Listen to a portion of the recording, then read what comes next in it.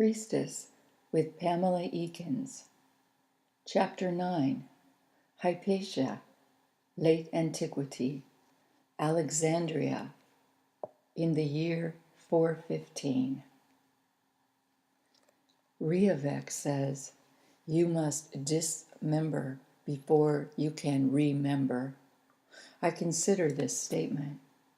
On the fifth day, it is still too early to assemble the fragments of this visionary encounter, and yet, even without all the pieces, a certain structure begins to emerge. Lessons come, one by one, emerging from subterranean depths like the bones of an ancient skeleton scattered through space and time. It is my task, I am sure, to recreate the correct design. I work with bones and bits, glances, glimpses, phrases, assembling pieces like an artist who scavenges the ages, searching for truth.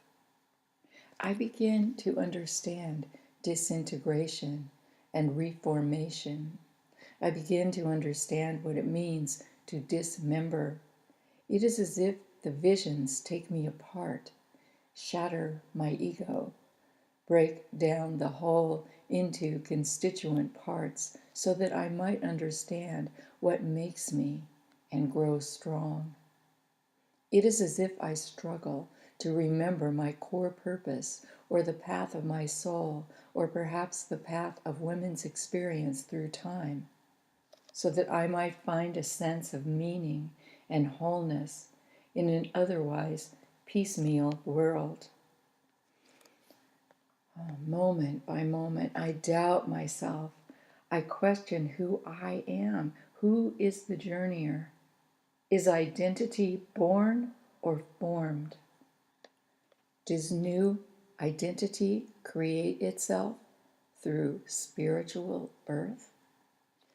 In the process of initiation, does the old self die as the new self is revealed?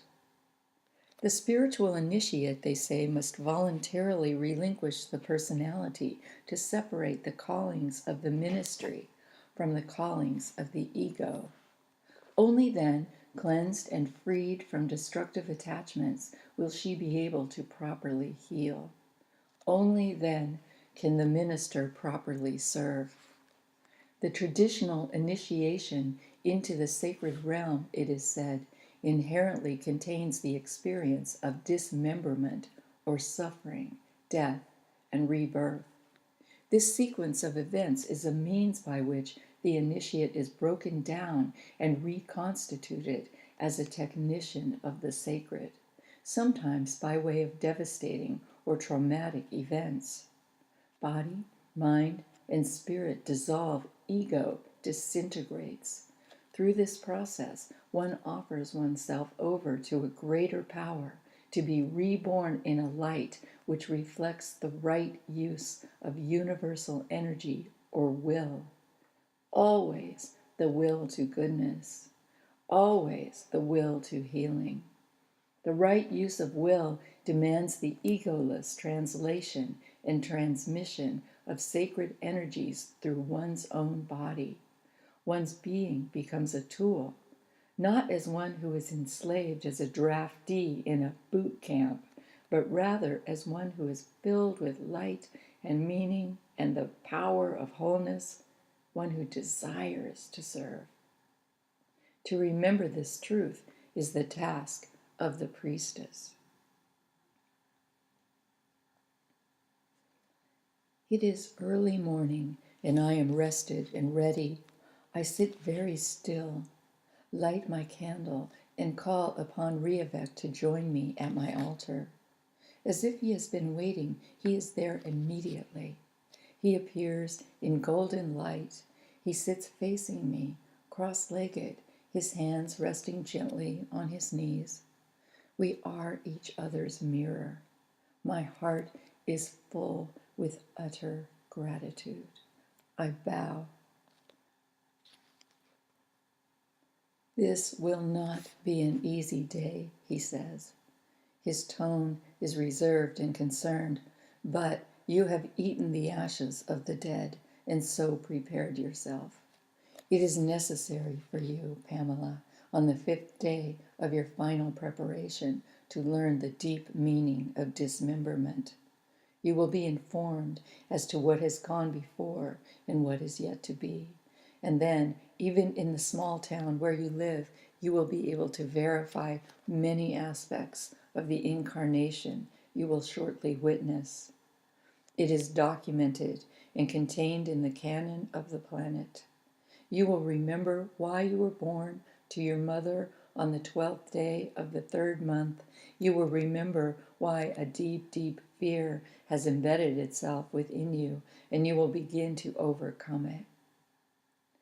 Breathe now. Breathe deep and move 1,500 years back in time into the body of Hypatia, the esteemed professor of philosophy and mathematics in the year 415 of the current era. So quickly then could I see. Before Reavect had finished speaking, I was already on the boat. The harbor teems with electric activity as I sit on the deck of R's ship, debating about whether I should compose some kind of letter of explanation for my students. What can I say to them that I have not already said? And yet, what will they think when I do not show at the lecture hall tomorrow and they find I have disappeared without so much as a trace? I fear they may think Cyril got me.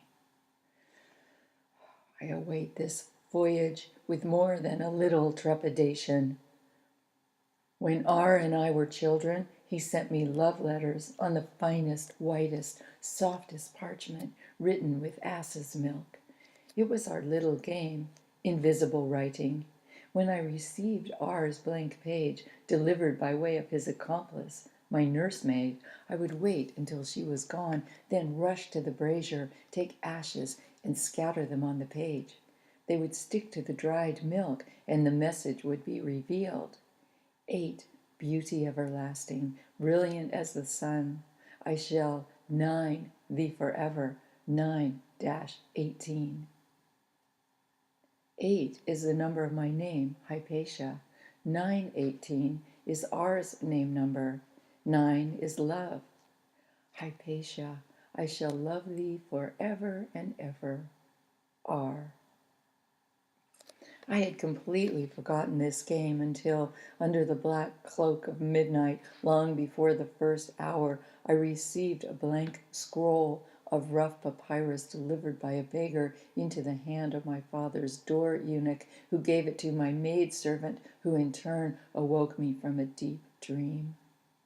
Between my late-night confusion and the dim light of the oil lamp, I forgot at the moment I broke the unrecognizable wax seal to attend to whether or not the seal had been melted and resealed. All I could think when I opened the blank page was that this was some kind of prank on the part of one of my younger students. I had been dreaming of a beautiful garden, jungle-like, with a stone bench. There was a white Bengal tiger who seemed to be conversing with me. Lotus pools with flower heads following the sun, waving papyrus in bloom, fresh water streams, and a soft mist. And I hated to be jarred from this paradise into the sudden blast of waking. After opening the strange scroll and seeing nothing there, I sent the maidservant away and began to fall back into sleep. Oh, to be in the company of that tiger again. I drifted softly and slowly into the languid dark and cradling waves of night, and then suddenly, shockingly, with a huge surge of energy that shot my body bolt upright in bed, I remembered R and our childhood game of invisible writing. With haste I clambered up, pulled the bedsheet around me, and rushed to the brazier. I brushed ashes over the page, and yes, the ashes stuck to rows and rows of strange numbers. The black night electrified. Fear surged through me, and my very hair stood on end. It could only be that the worst had come to pass. The note read, 8, A8, 15, 21, 9, 7, 15, 3, 25, 9, 9, 12, X, 1, 23, 1, 9, 20, 9, 9, 9, 9, 9, 9, 9, 9, 18. I immediately recognized the signature. It was from R, but the letters and numbers were as foreign as Sanskrit. It is so hard to think in the middle of the night. As in childhood, and yet this moment was no childhood game. I pulled reed, ink, and paper from the box, sat down and made a chart correlating letters and numbers. A equals 1, B equals 2, C equals 3. The letter began to reveal itself. Hypatia, 1 hoop go. Cyril equals X. Await, love, R. The word love I understood easily. It was 9 times 9 for the full power of love, which equals 81. 8 plus 1 equals 9. Multiples of 9 return to 9 as love returns to love. Yes, R, I remember. I looked at the words on the page, but still could no more decipher them than as if I were looking at ancient Akkadian. 1 hoop go. 1 hoop go. Suddenly I remembered that as children we had used a trick in case we were found out. Any letter, word, or number adding to a multiple of 9, such as 18, 27, 36, and so on, we would code as 9. We called that the love blind, since these numbers always return to 9 as love returns to love, and it made our letters all the more secret. I re-added the scratchings, and the message became clear. Hypatia, first hour, go. Cyril equals death. I await. I love you. R. Immediately, I intuited what was happening. The bishop, Cyril, had finally issued a warrant for my death. As he had long threatened, he had at last sicked his fanatical parabolans and monks on me, just as monks might sick a pack of dogs on a sacred ibis. With all our speculation, we hoped this would never happen. But as that which can be imagined can also quickly manifest, the worst thoughts I have ever had instantly became physical reality. How rapidly life's circumstances can change. And now I sit here facing the choice between truth and life, a choice I never believed I would have to make. And yet, as I sit on this deck, it seems I have already chosen. The ship prepares to sail for the Greek isle of Delos. Even now, men lower cargo into the hold. R knows something about my fate that I need to find out. I have yet to see him since I came on board, and I hope he returns soon. At this time, I am certain of one thing only. My life is in danger. As a man of great wealth, R is privy to a great many things. I trust him. If he says, wait, then I will wait. If he says, be ready to leave at the day's first hour, be ready I must, for this is something R would say only in the midst of the most extreme circumstances. I am not at his command, far from it. I answer to no man.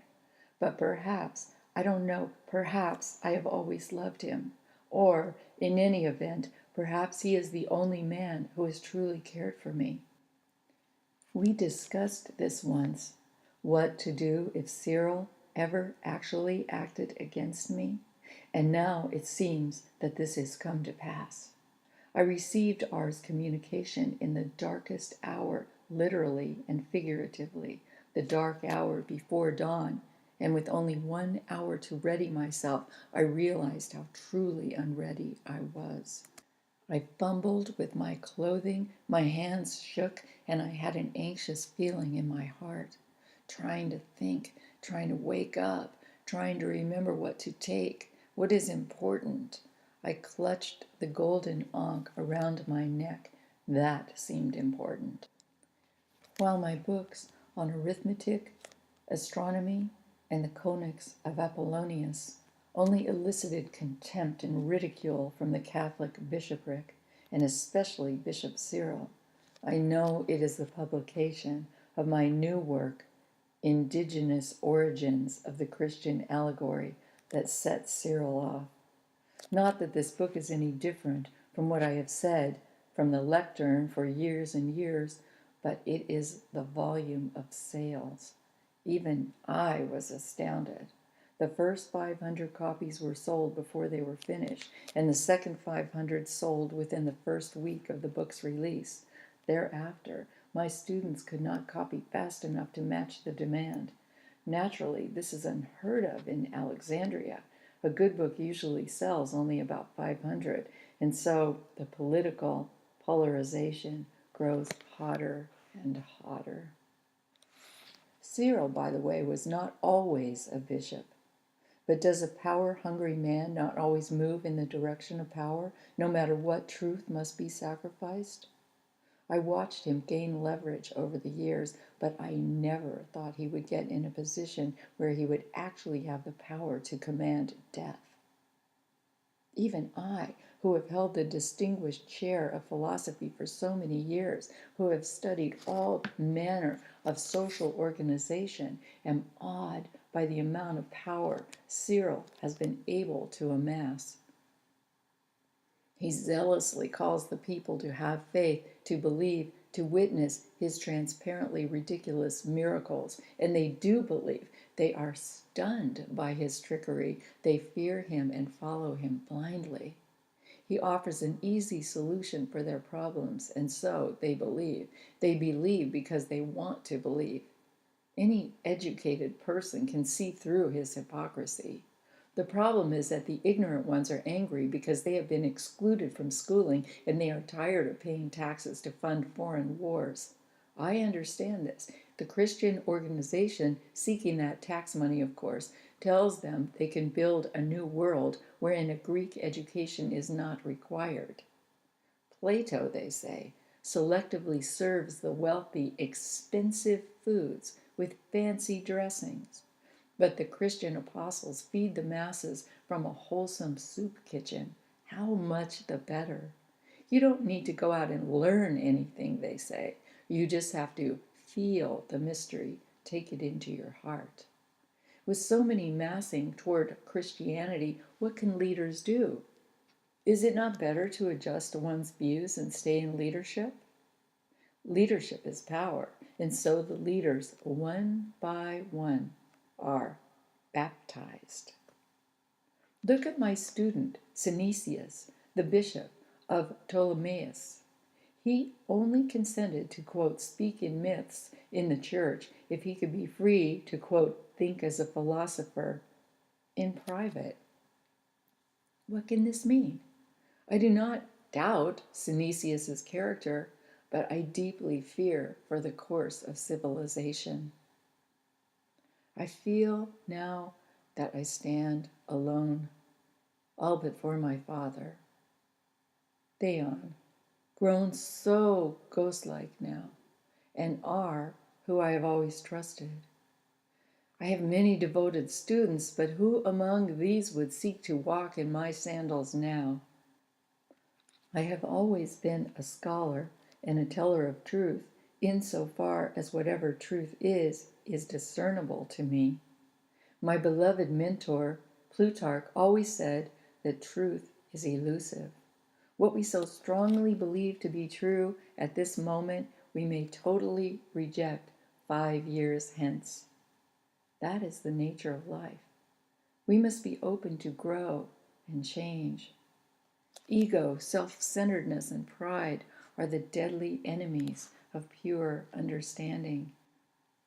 This Plutarch taught as he taught through allegorical accounts the secret of the ancient mysteries of birth, death, and resurrection. This mystical knowledge and its preservation through the sacred mathematical formula we owe, Plutarch said, to the founder of all learning, that wise old ancient Thoth, Hermes Trismegistus. As I fumbled with my robes and my cloak in the dark morning so early this day, I remembered Plutarch and then Socrates, Plato, and Aristotle. What would they think? Socrates, the Hamlock, condemned to die for his ideas. I would never dare to compare myself as a teacher with that master of masters, Socrates, but just now I feel the deep fraternity of indignation that comes from knowing one is wrongly persecuted. What is important?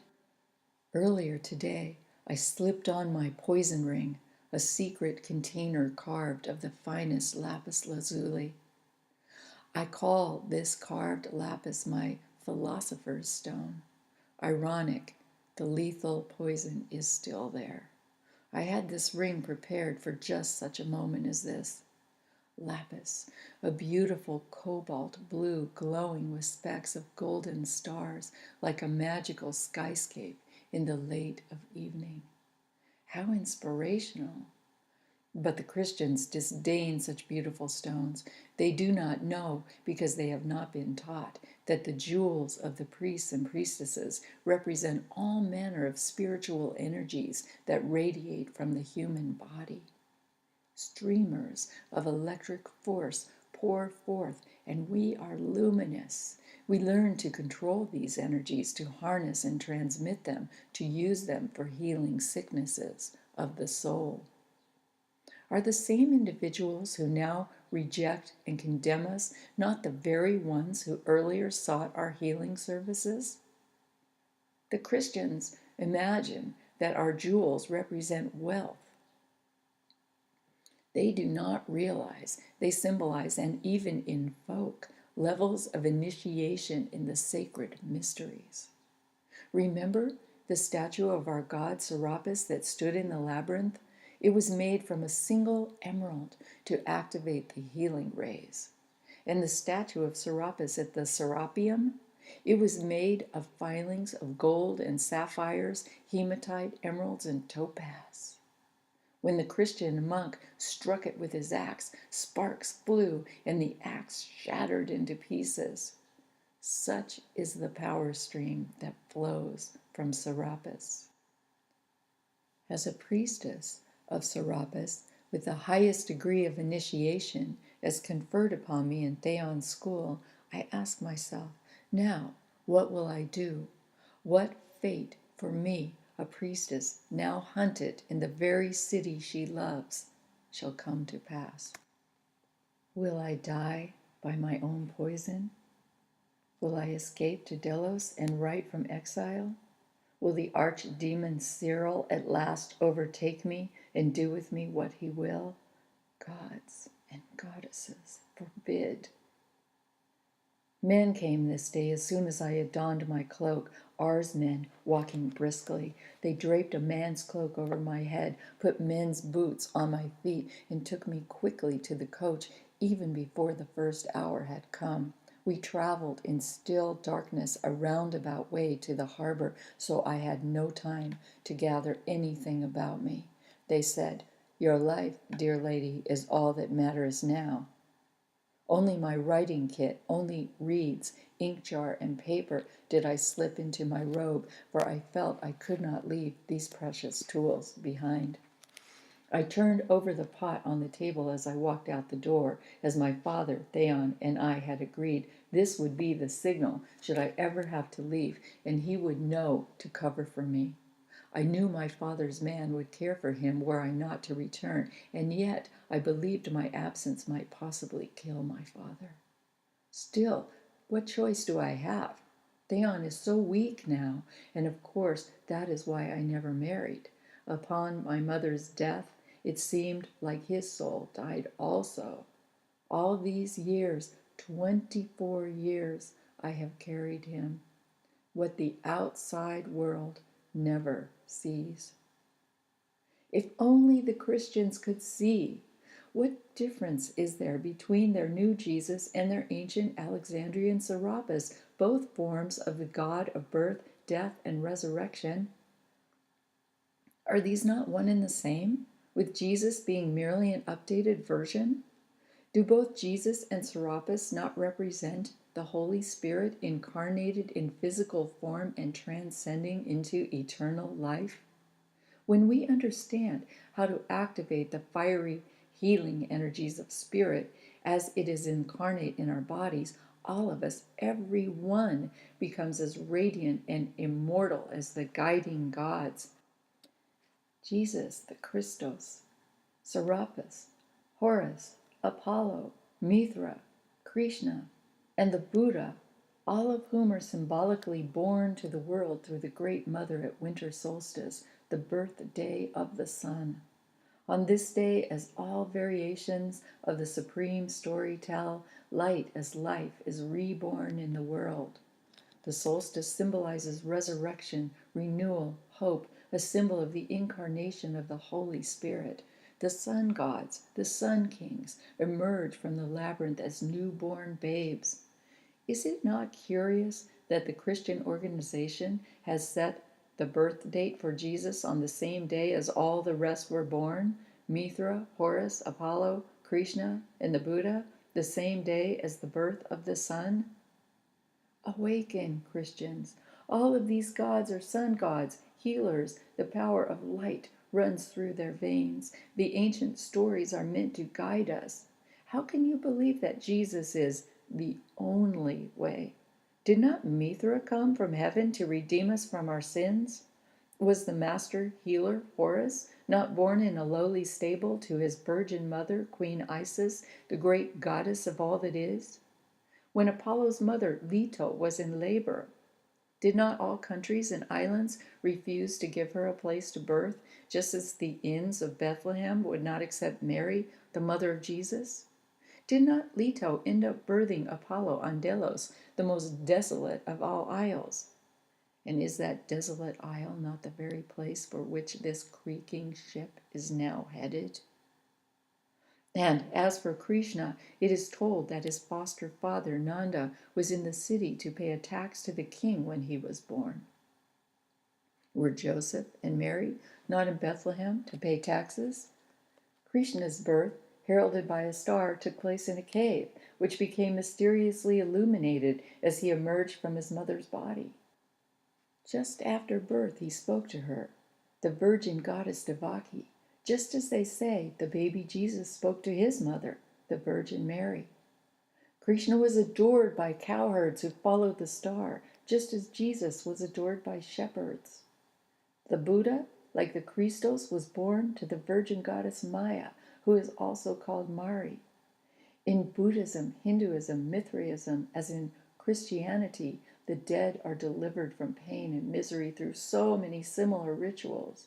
Oh, thinking citizens of Alexandria, is it not then an outrage that the Bishop Cyril should posit that anyone believing any story other than the one he puts forward will burn in hell eternally?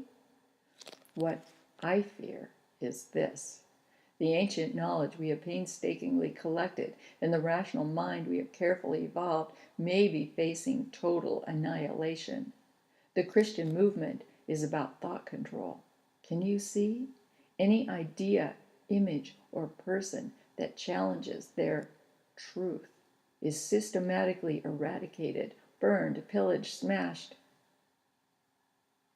Witness the actions of Emperor Theodosius. He made Christianity the religion of the state. Remember, that was only in 381. And he prohibited the practice of pagan rites. And then what happened? The ignorant Christian monks and mobs, with full governmental approval, systematically leveled every ancient and sacred holy site, temple, mystery school, and bastion of knowledge. The oracle of Apollo at Delphi, the temple of Artemis at Ephesus. Such tragedy.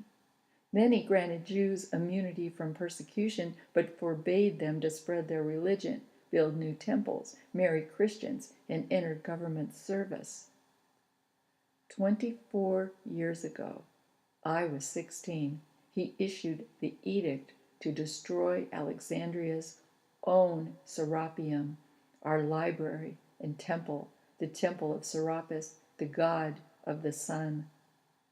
Monks ruined our glorious statue. 600,000 books were burned. That was only 24 years ago.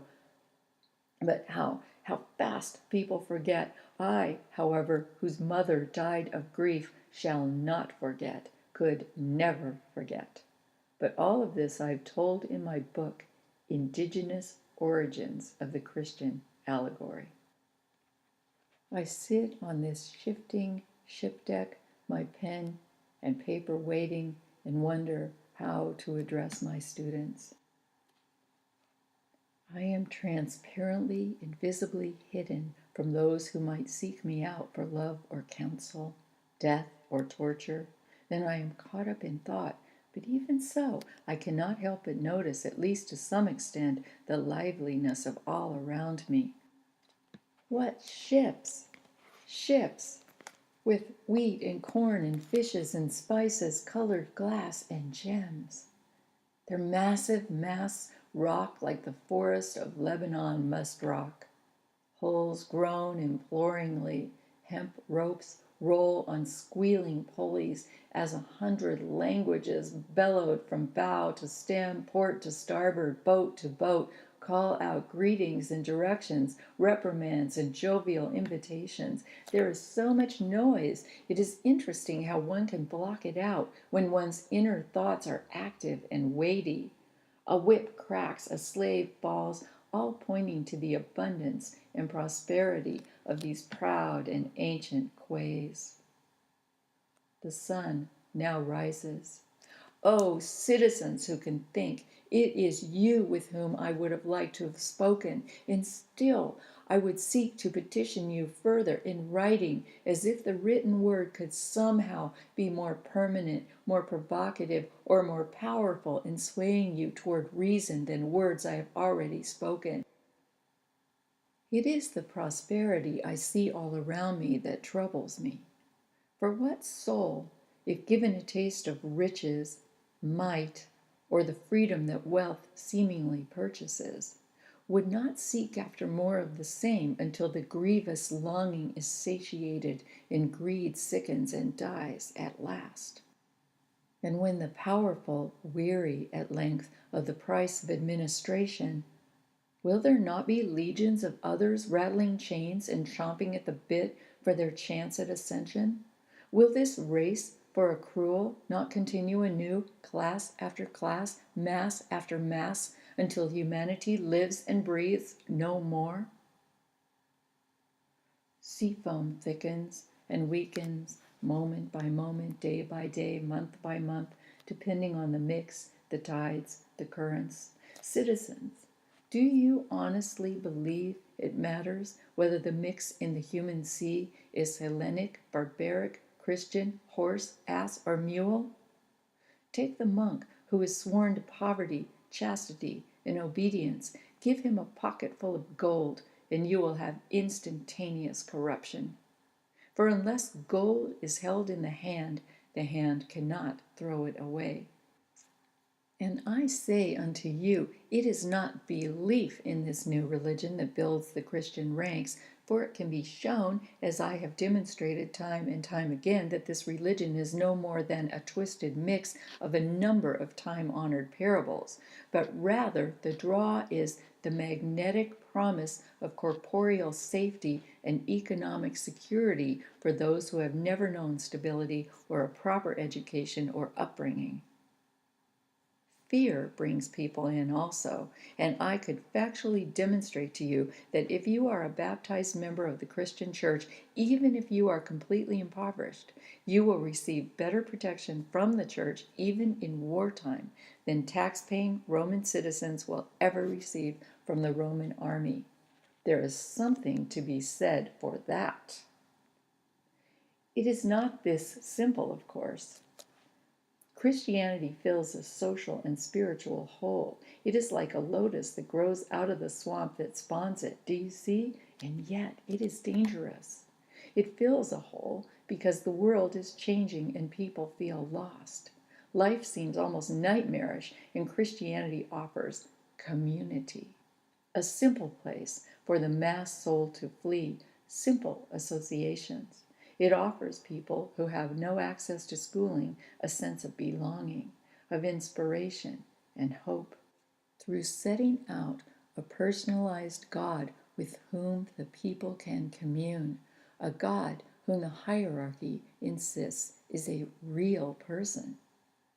This might be well, except for the fact that Christians are led to believe that they are the agents of vast forces and that they are acting as the servants of this God, who happens to be fanatic and jealous and who, out of deep and abiding insecurity, cannot allow any opposition or tolerate any form of contradiction.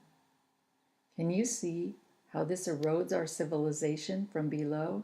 Can you not see that the impetus is largely economic? Oh, but with the changing mix of race and language, creed and culture, we have lost the underpinnings of thoughtful cohesion. We have lost respect for the rational process of democratic organization. We have sacrificed the elusive truth of relativity and tolerance because the pursuit of relativity and tolerance takes energy and, God's forbid, in some small measure, taxes the brain. And we have opened the way for unbridled plays of power, fallow ground for a Christian theocracy. Christianity is accessible to all, they say. You need only, quote, have faith.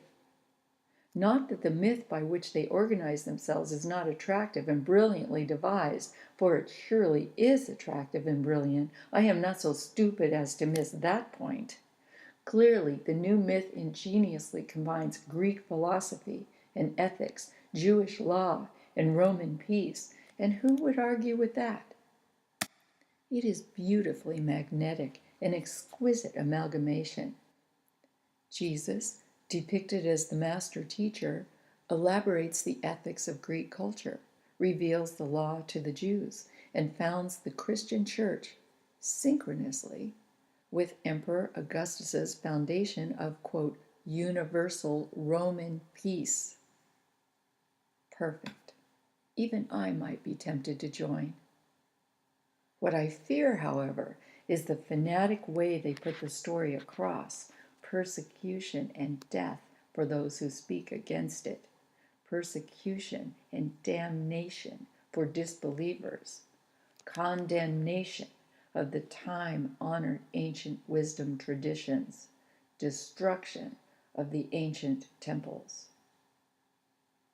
Take 2,000 deprived boys, take them to the Libyan desert, where circumstances can be controlled, deprive them of all learning save for a few memorable phrases chanted over and over, feed and clothe them scantily, keep them relatively dirty, but promise them rewards in heaven, fill their heads with fearsome, repetitive stories of turning on the spit in hell. Ply them with imaginative and graphic descriptions of their own young souls frying on Satan's grill. Can you smell the burning flesh? Then fill them up with a sense of belonging. Convince them that they are the chosen ones. Build up their identity as members and assure them again and again that those who are not among their ranks, especially those of the privileged class, are their enemies. Then promise them lifelong protection, simple lodging, simple rations, health care, eternal brotherhood. Convince them that the study of letters, mathematics, history, time, space, culture, and philosophy is spurious and outmoded.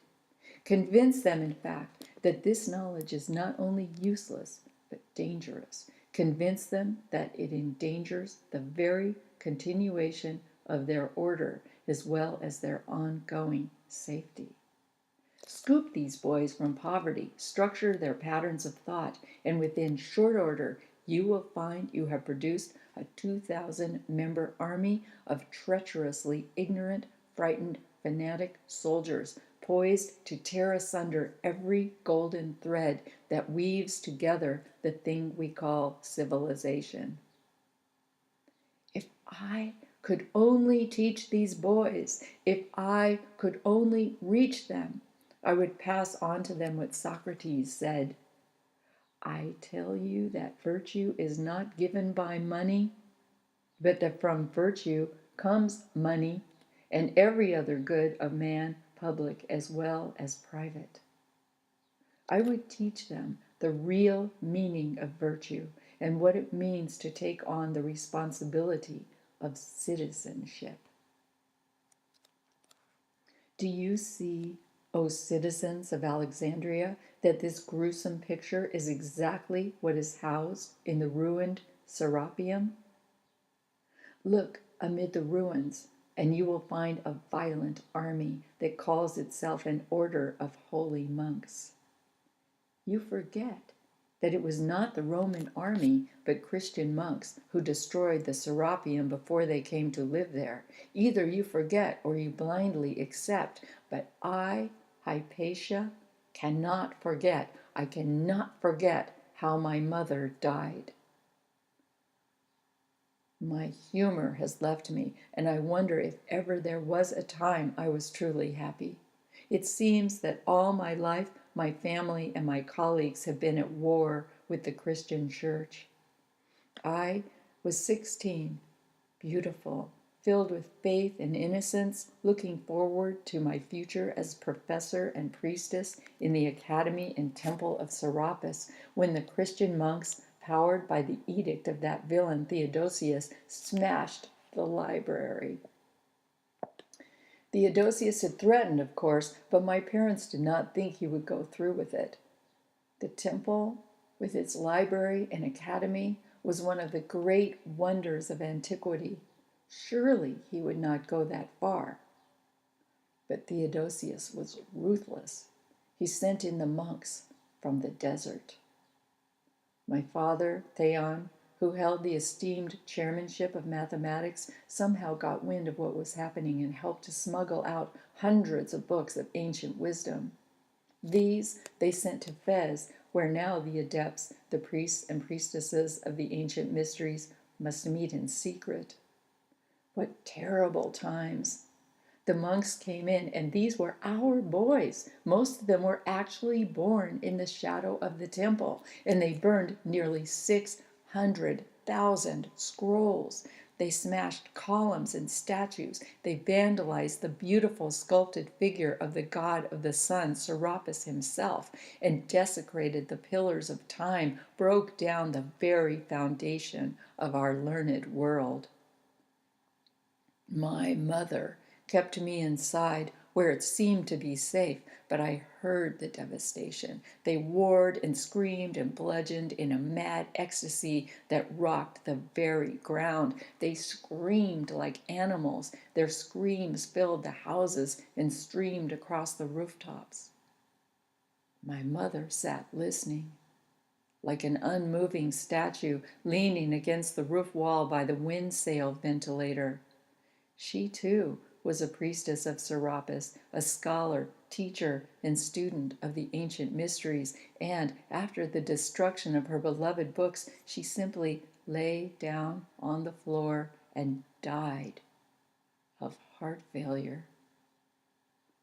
Without freedom of thought, she said, freedom to explore what has been and what is, knowing that the firm foundation of knowledge has been eclipsed, I cannot live. My heart will not beat. It is me and everything I represent that they smash asunder. These were her final words. I would rather die than see the soul of the world fall into such wanton desecration. My mother was a scholar, a woman of striking beauty, incomparable brilliance, brought up in a family of scholars. I can remember her lecturing in the hall in her white linen tunic and scholar's sash, her black hair shining, her face radiant. She was quick to smile. Her eyes were filled with laughter. Everyone was laughing. Alexandria was the center of the world. The Serapeum was the center of Alexandria, and my mother was the center of the Serapeum. She epitomized the perfect elegance of the city, and she was only 32 when she died. What really hurt her was this. On an impulse, her sister, who was also a Serapeum priestess, joined the Christians. Perhaps she was afraid of what would happen if she did not. She sent her son, Marcus, into the Nitrian monastery. But Marcus had lived in our home, and he was as close as a brother to me. It was as if he were my mother's son. I remember him toddling about the roof, my mother telling him stories, how Bast invented music, how Newt made the stars, how Hather birthed the world. 1,000 stories symbolizing the natural world and the role of humanity as the discoverers and guardians of that world. And I remember how she taught him mathematics and the fundamentals of Greek architecture as soon as he could hold a stylus steady on a wax tablet. Marcus was a fast learner. She took him into the library of the temple, just as she had taken me 1,000 times, and showed him the sacred scrolls, talking constantly of all the wonders that awaited him as he learned to read and understand more and more of the ancient wisdom. The world opens up, she would say, portal after portal. Marcus would become an initiate in the Serapean temple.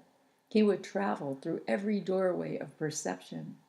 She promised to take him to Athens to show him the teaching ground of the great Greek philosophers. Marcus was so excitable, and he was excited. Then the world changed. He was in a Christian monastery. We never saw Marcus again, but my mother knew somehow that it was Marcus who had raped and pillaged and brought to ruin her beloved world.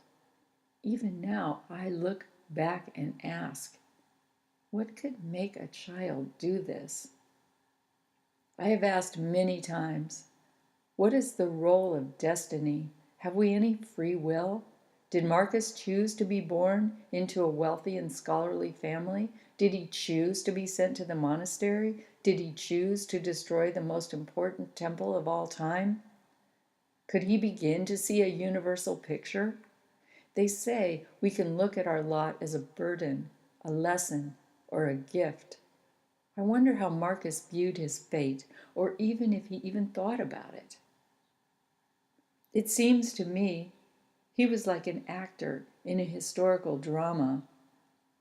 Sometimes it all seems like theater, like we are all actors on a stage, playing out acts and scenes and bringing plots into moralistic resolutions.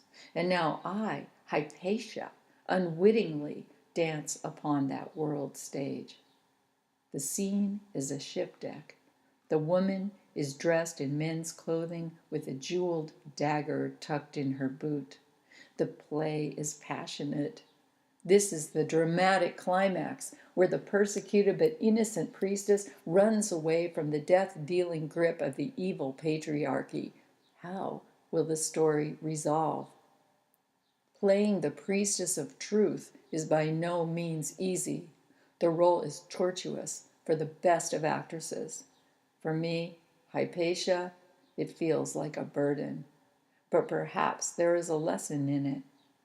I do not see at this point, however, how this destiny could possibly be a gift. The sky lightens, becomes a pallid gray, but even as it lightens, I feel the chill. I pull the layers of cloaks closer about me. The man's cloak is large and of fine quality. I wonder if it belongs to R. Even though I am 40 years old, a professor of philosophy, and by most reckonings beyond such silliness, I still feel a thrill in my body at the prospect of seeing him. It has been a long time. R travels, I teach. How wonderful of him to care for me still. How wonderful of him to protect me. I do feel alone sometimes, even when I am among hundreds of adoring faces, or rather, especially then. Incidentally, R never married. Another problem with Christianity, the emphasis on sexual abstinence. Even though I myself have not married and therefore have been sexually continent, I feel myself as a sexual being. Naturally, I have channeled sexual energies into my work, but it is exactly such energies that I feel Cyril recognizes and detests in me. No man has possessed me. No man can. There is no place for a free woman like me in the mythological landscape of the Christian worldview. I pace the deck, wet with dew and seawater, and lean over the railing. The water is murky with waste from the cargo. Rotting fish entrails float on the surface. Would that I could read their message as priestesses did in days of old. A severed fish head, silver as the moon, gazes up at me with a sightless eye. Poor fish, it takes just one false move. But then, perhaps you give yourself as a sacred offering that others might live. Goddess of the sea, I thank thee. A recurring dream have I had, and it comes back to me now. I am dressed in white cotton, a full-length Grecian chiton, the kind worn long ago, falls to the ground about my bare feet. Upon my head is a hood of white. My head is bowed, my hands and mind are praying. In meditation I walk. I pass beneath a lintel bearing the words, "Know thyself," following a path that leads to a sacrificial altar. Through a doorway there is a temple, an inner sanctuary. Inside the sanctuary, which is inside a mountain, I sit by a cleft, a deep, dark abyss that cracks open the earth. An unpleasant, sulphurous steam wafts from the opening, like the breath of some foul beast. My soul leaves my body and moves through this crack. I am not afraid, neither am I excited. Without emotion, I float. I am met by a gray wolf, my guide, who has one eye that shines like a polished gold stone tiger's eye. His other eye is blind. It sees inward, for he is wise. He needs only one outer eye to see. He is Trota. I recognize him. He has run beside me through all time. He takes me to the wise and ancient earth goddess in the deep inner cave, who stirs and stirs a mix in a great black stone pot. Her vessel is the womb of all creation and the funeral pithos of all that ends. The room smells of sage and is bathed in an otherworldly greenish light. She will not acknowledge me. I remove the cloak of my soul, and my soul stands bare before her.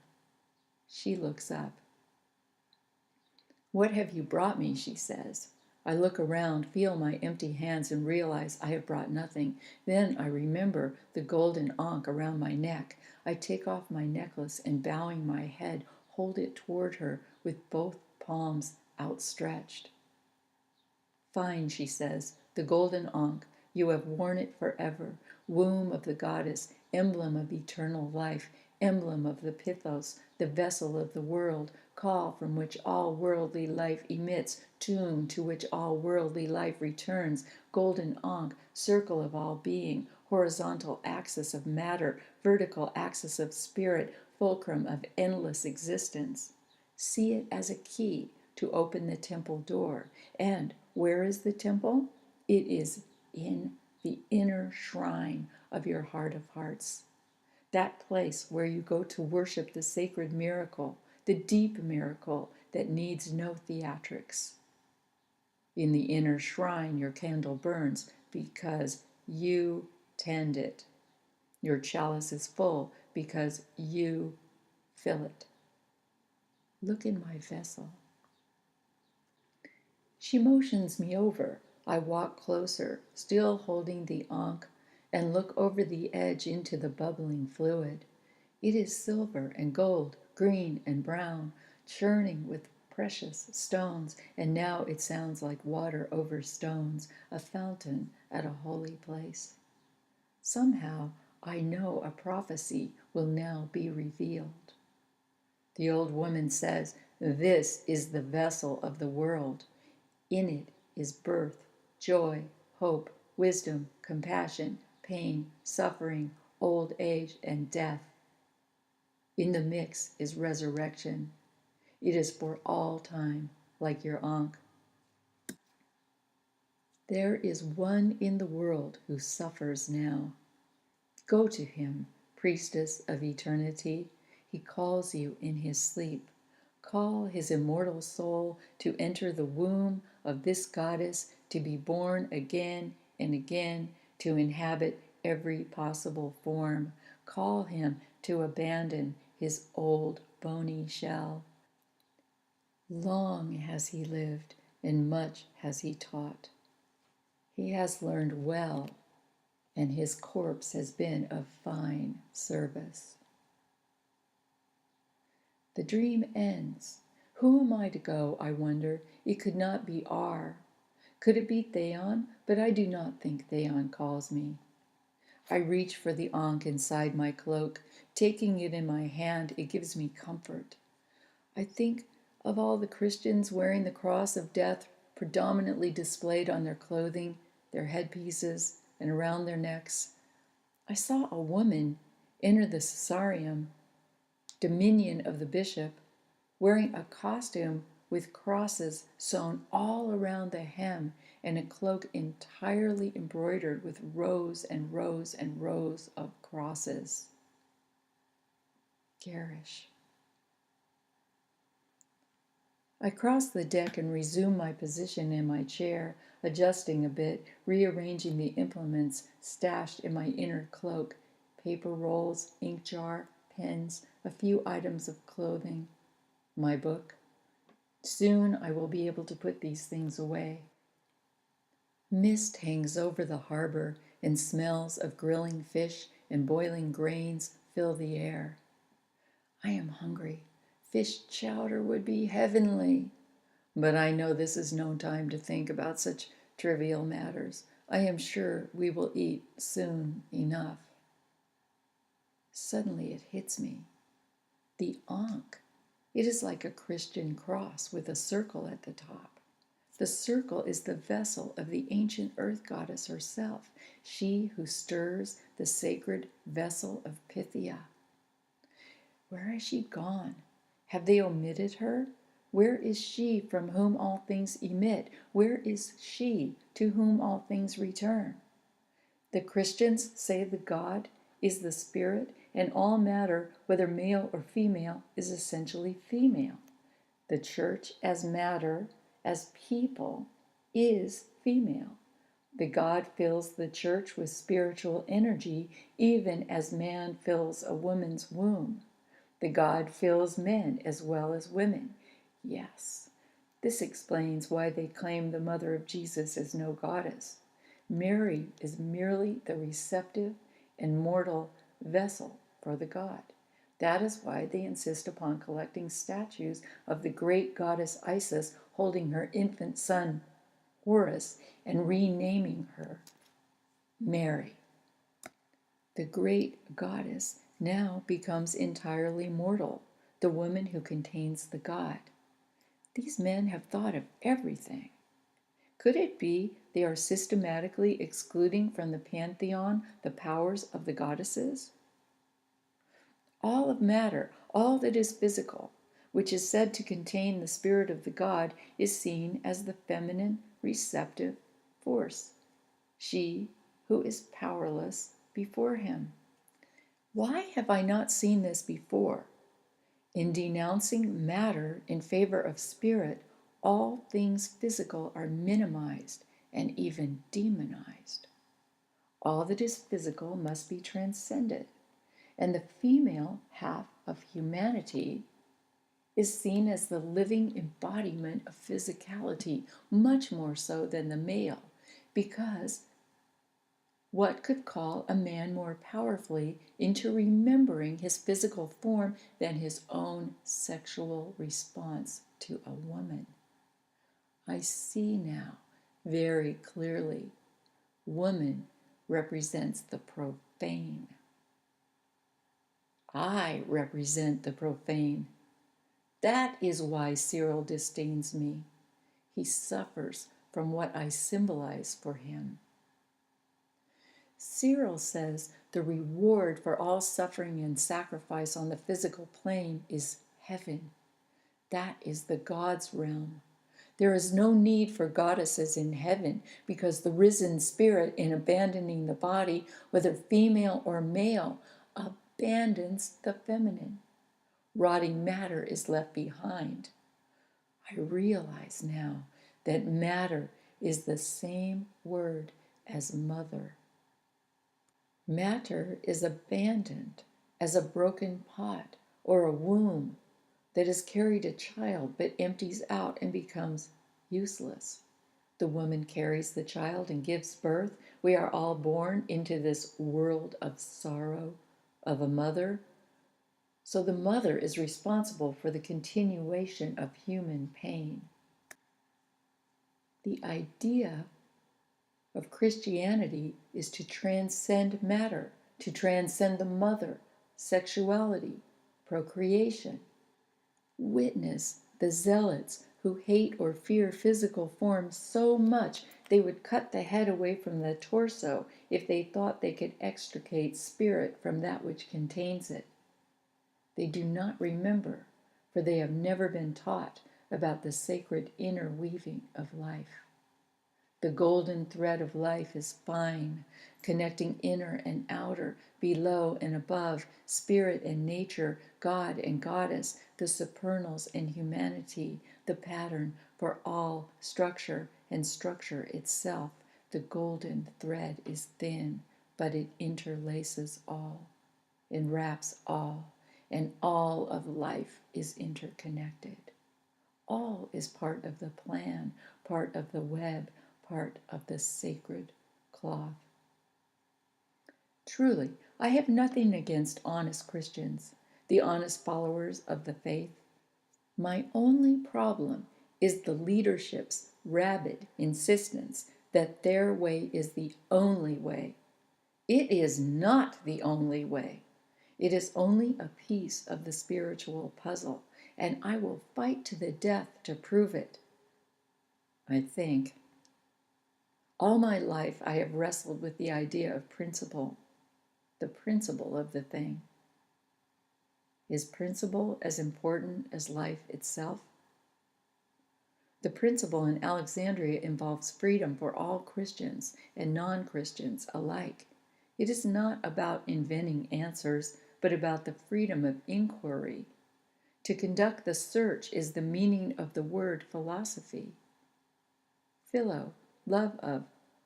Sophi, Sophia, the goddess of wisdom. Philosophy, the pursuit of wisdom. Of this I am sure.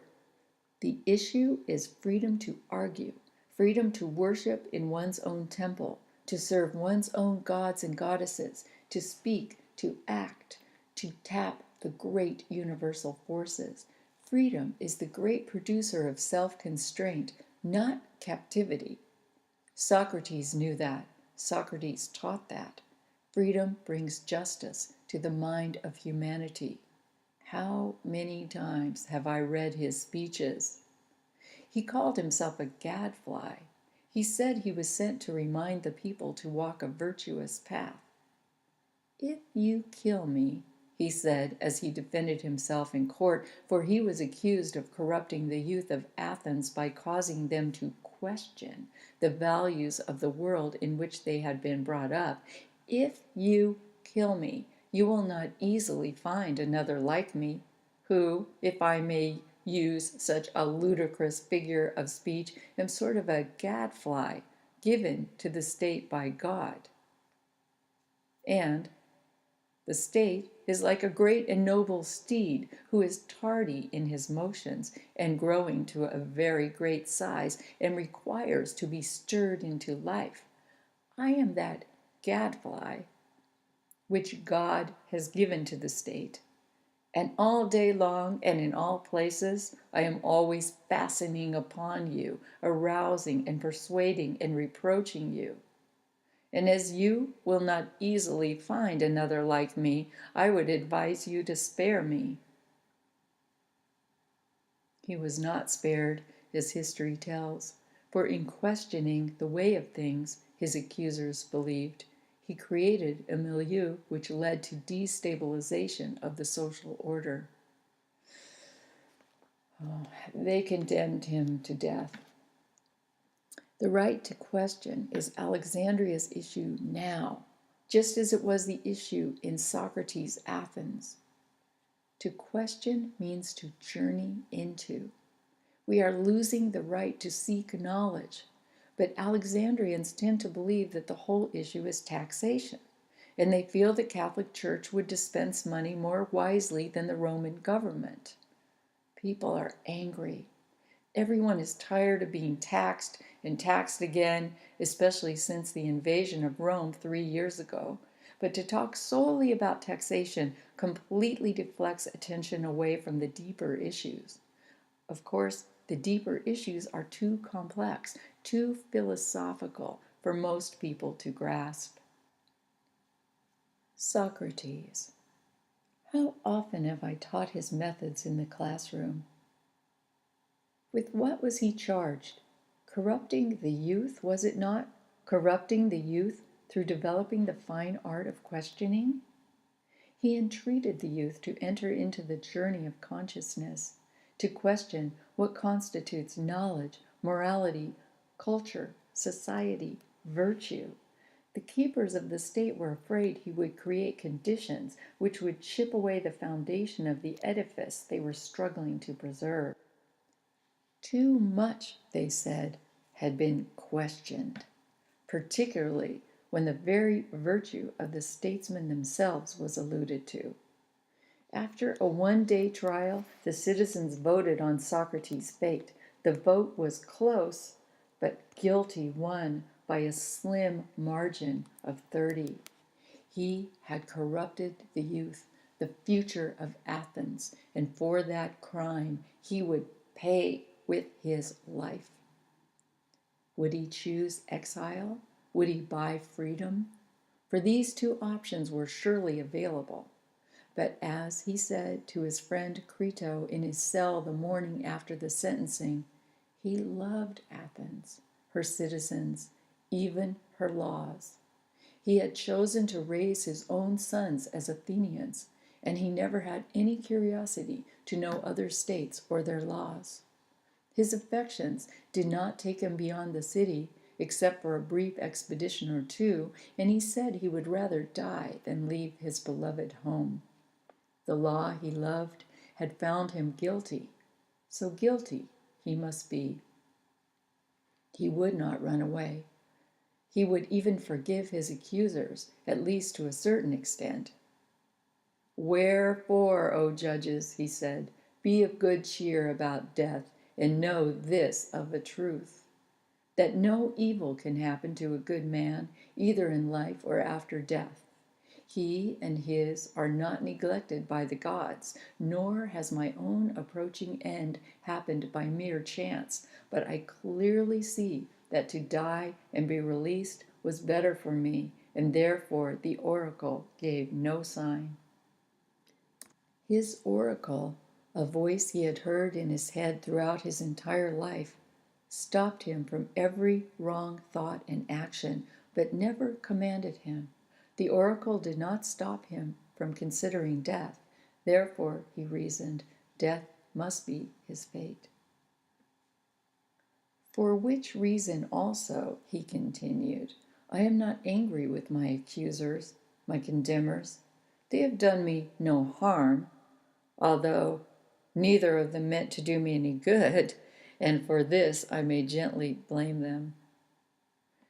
Is this not uncannily like Jesus' words, spoken as he hung upon the cross? Father, forgive them, for they know not what they are doing.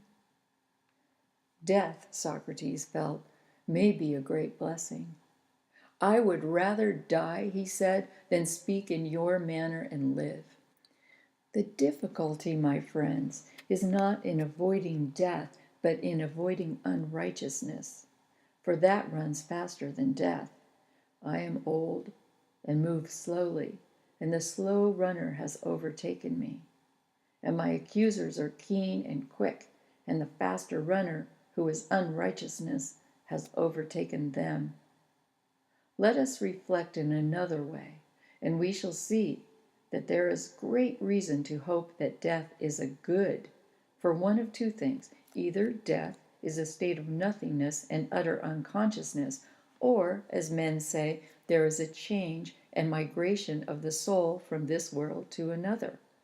Now, if you suppose that there is no consciousness, but a sleep like the sleep of him who is undisturbed even by the sight of dreams, death will be an unspeakable gain. For if a person were to select the night in which his sleep was undisturbed even by dreams, and were to compare with this the other days and nights of his life, and then were to tell us how many days and nights passed in the course of his life better and more pleasantly than this one, I think that any man, I will not say a private man, but even a great king, will not find many such days or nights when compared with the others. Now, if death is like this, I say that to die is to gain, for eternity is then only a single night. But if death is the journey to another place, and there, as men say, all the dead are, what good, O my friends and judges, can be greater than this? If indeed, when the pilgrim arrives in the world below, he is delivered from the professors of justice in this world and finds the true judges who are said to give judgment there, that pilgrimage will be well worth making. What would not a man give if he might converse with Orpheus and Musaeus and Hesiod and Homer? Nay, if this be true, let me die again and again. I pondered Socrates' words. Death. Perhaps I would welcome it. I still had the poison. I could use it. I studied my right hand. I wore the hollow ring on my first finger, the finger, they say, that points to your fate. My fate. Is this poison my fate, concealed as it is in the body of a carved lapis scarab? The scarab, the beetle who pushes the sun across the sky, the bringer of the dawn. Have I been that bringer, or the holder of the dawn? And shall I now fade into death's obscure darkness, or do I fade into darkness by running away? The sun is high now. It is warming as the year turns toward the Ides of March. This feels like a fateful day for me, the 11th day of the 3rd month of the 415th year, at least by current reckonings. I might rather choose to say that this is the 814th year after Socrates' death. At any rate, by the calendar of contemporary times, today's numbers add to 15. 15. Then 1 plus 5 equals 6. 6. The day of the demons and the day of the lovers. What a paradox. 15 is the demon's number, and so be it. I am running from a demon. 6 is the perfect balance of divine lovers, the god and the goddess, the six-pointed star with overlapping male and female triangles. And I ask, do I run to the arms of my beloved? I remove my outer cloak, but my undercloak seems very feminine on board this ship, so I remove that and cover myself again in the big dark cloak. I am so tired. I sit down on the floor of the deck, leaning up against the cabin, wadding my cloak behind me for comfort. I have been instructed to wait. I am waiting. Many of the men are out purchasing supplies necessary for the voyage, and those who remain, readying the sails, filling the hold, and so forth, have no idea nor concern as to my identity. They must believe I am one of ours boys. They are too busy to wonder anyway. Tomorrow we sail for Delos, and upon that voyage all intent is focused. Delos, that rocky place where the goddess Leto bore Artemis of the moon and her brother Apollo of the sun, the place from which the ship would arrive on the day of Socrates' death. Is that not ironic? Socrates was told he would die when the ship came in from Delos. He and Crito discussed this in his cell in the early light of morning after the death sentence had been pronounced, and Socrates said, I do not think that the ship will be here until tomorrow. This I gather from a vision which I had last night, or rather only just now, when you fortunately allowed me to sleep. There came to me the likeness of a woman, fair and comely, clothed in white raiment, who called to me and said, O Socrates, the third day hence to Pythia thou shalt go. Pythia, the vessel of the earth goddess, womb of all beginnings, funerary cauldron of all return. I am so tired. It grows so warm now. My head aches with thinking, spinning dimensions of all that I have known and taught. Leave me. Leave me here in this sun in peace. Leave me in peace. Let me go in peace. I feel my body slide down the wall a bit as a wave of sleep washes over me. Quickly, I snap myself awake.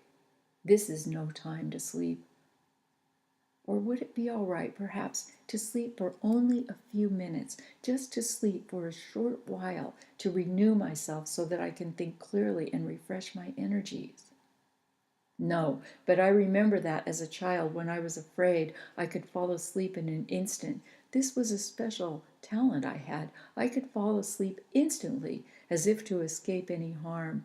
It was as if I were suddenly tumbling, as if I were standing at the top of a cliff with my arms outstretched, and someone came up behind me and pushed me off, and I tumbled into a deep abyss, tumbled ever downward into a deep, deep sleep.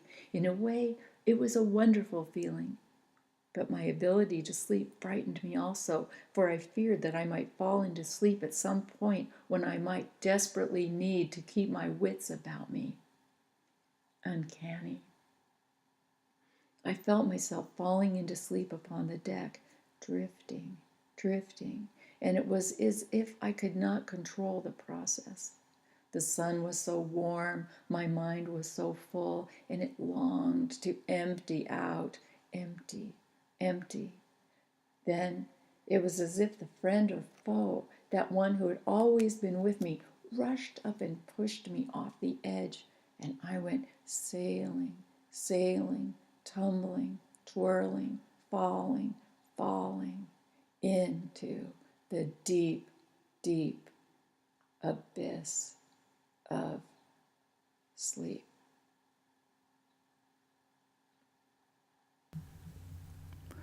When I awoke, I was sitting at my altar. The candle was still fresh, as if little time had passed. I was startled. How could I inhabit two worlds at once? Riavek sat before me, smiling tenderly. He did not speak, but sat calmly and lovingly, as if waiting for me to collect myself. I tried to focus, but my vision seemed blurred. "Take your time," he whispered. The thought came to me, time is infinite. Then I thought, there is no such thing as time. After a while, Riavek gently whispered, "Where are you?" I whispered softly, "In my room." "Where were you?"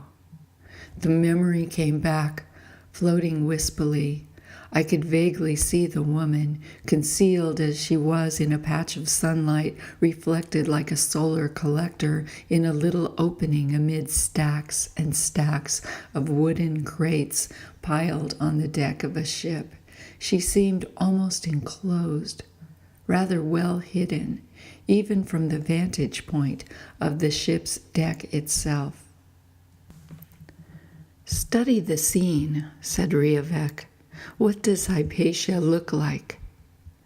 I tried to attune my concentration. I don't know how I lost the thread. I tried to see. She was wearing a dark hooded cloak, black or blue, and beside her were boots. She had taken them off, probably because of the heat. These boxes, I could not quite focus.